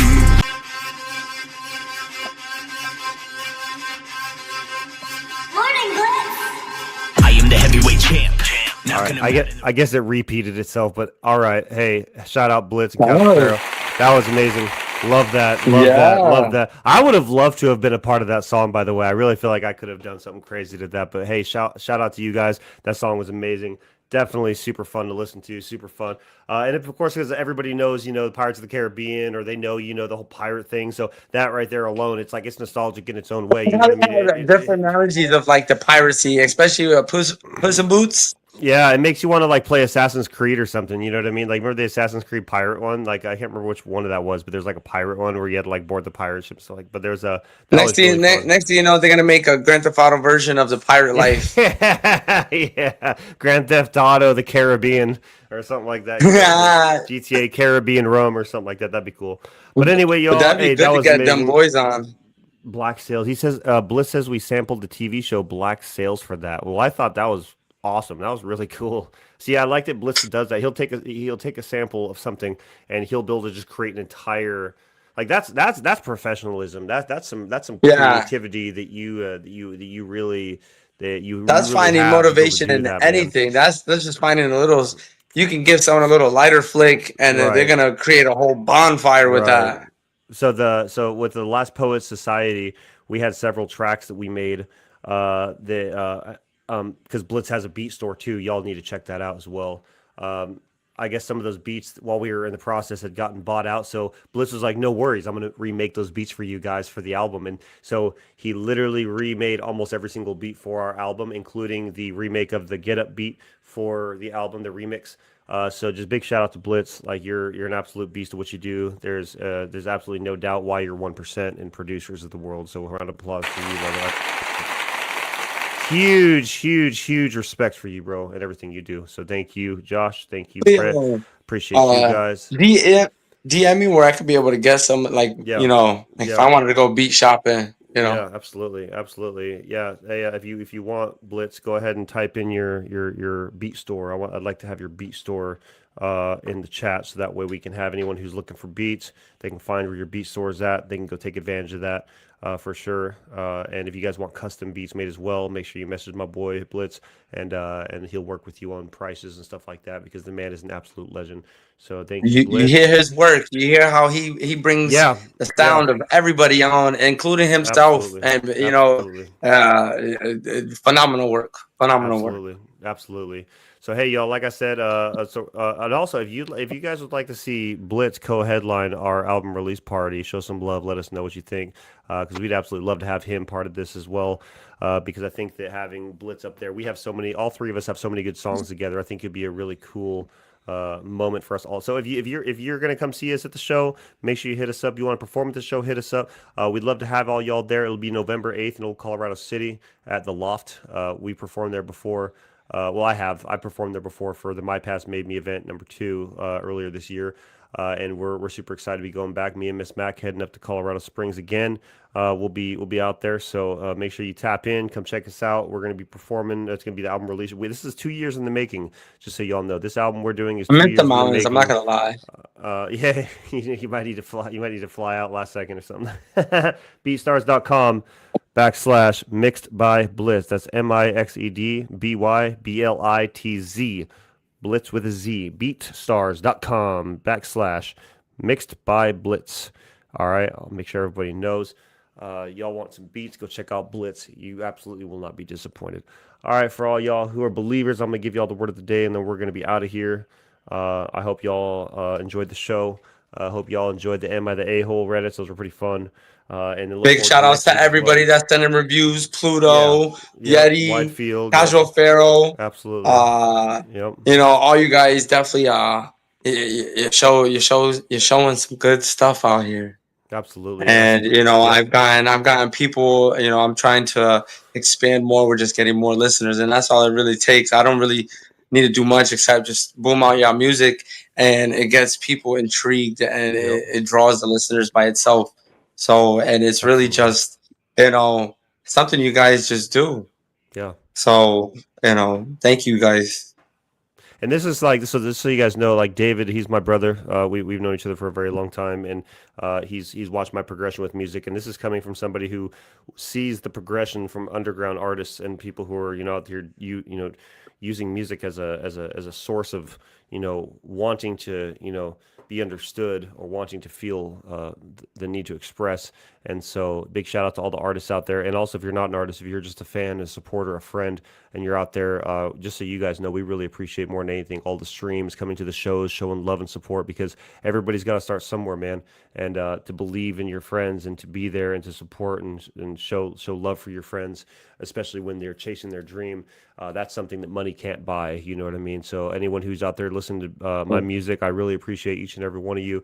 I put everything into this. And I know all my artist friends do as well. I only surround myself with the best because we are all the most real and genuine. So just like how you guys are out there, we appreciate all y'all tuning in. I see Teddy's in here. Thank you, Teddy, for coming in here to stay for life, man. All right, so we're going to jump into the verse of the day, and we're going to hop up out of here. So if you're faith-based and you'd like to hear the word of the day. Also, real quick before I actually leave, let me let you guys know I'm actually going to be relaunching my Good Shepherds podcast starting this Sunday. I feel like on Sundays in the late afternoon, sometimes they'll be pre-recorded, sometimes they'll be live. I would like to start getting back into the Word and meditating on the Word, and just kind of discuss what God's been doing for me in my life and how I came into contact with my God, and then just reading Scripture. You know what I mean? I'm not no minister. I'm not no preacher. I'm just a man who went through hell, and God found me and pulled me out of there and put me on my feet. So.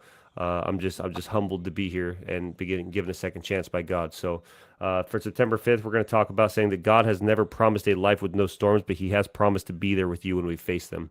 I'll say it again. God has never promised a life with no storms, but he has promised to be there when we face them.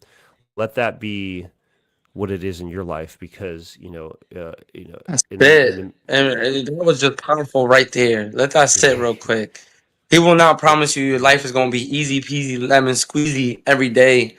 You're going to go through the trenches. You will go through the ringer that will make you challenge everything you believe in. hmm But he's going to be that hand right on your shoulder. He promises he will be there with you. yeah, And yeah. he will never show when you want him to. That's through personal understanding. He'll never be there when you want him to, more But than when you're really in need for him. he'll be there for you always, in my opinion, but especially in the storms. And that's the thing. But the thing is that if you have faith that he's going to be there with you, you're going to see it. The one problem that I had most of my life, and this will obviously be tapped into, like I said, y'all, I'm starting this Sunday the Good Shepherd's podcast, which is meditating on the Word and talking about it. But just my understanding of what I read here was that a lot of people who, whether you believe in God or not, Love tells the Pharaoh. we all face storms, we all face trials, tribulations, things in life that sometimes they may not make sense at the time, and the good thing is that we have God, and the good thing is that we know that God is there with us through all of it. And so when he says that there's going to be storms, but the one thing he says is, I'm not going to leave you. One of the Bible scriptures that stood out to me was Hebrews 13:5, when I was in jail for the first time, and I felt like God was trying to reach me. And now that scripture hit my soul, but I wasn't sure about it because I didn't understand it. It was comforting because, as somebody who just wanted to be loved in life, Hebrews 13:5, what it says was, I will never leave you nor forsake you. And like, for somebody who has abandonment issues like I did, that scripture really stuck strong with me, because it was God saying that I'm here with you always. I'm not going to leave you. So hearing his voice, believing in him, trusting in him, those are powerful. Those are powerful words. So the word of the day, like I said, is God did not promise you there wasn't going to be storms. God just promised you that he's going to be right there in the storm, but you have to let him be there for you. He's right there with you. So just let him in. So I appreciate each and every one of you. Me and David both appreciate each and every one of you coming out here supporting again. All of our hearts. Episode 3 is in the bag. Appreciate it. We're going to be talking to you guys on Sunday, or I'll be here on Sunday for Bible, for the scripture reading, Good Shepherd scripture reading. So if you'd like to join in, we'll be here. I'm going to probably do a pre-recording for it, not a live. We'll see. We'll see how I feel.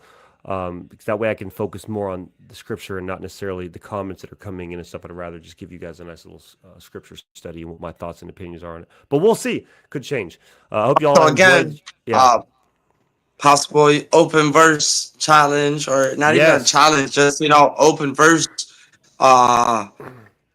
layout. Yeah, I want to say layout because it's where Opportunity. you belong. You want to lay it out there. Open verse opportunity. We'll call it the OVO. Open verse opportunity. Yeah, perfect wording. Here's Perfect the wording. open verse opportunity. If y'all want to be on a track with me free, I'm going to get the Where I Belong with just the hooks on it.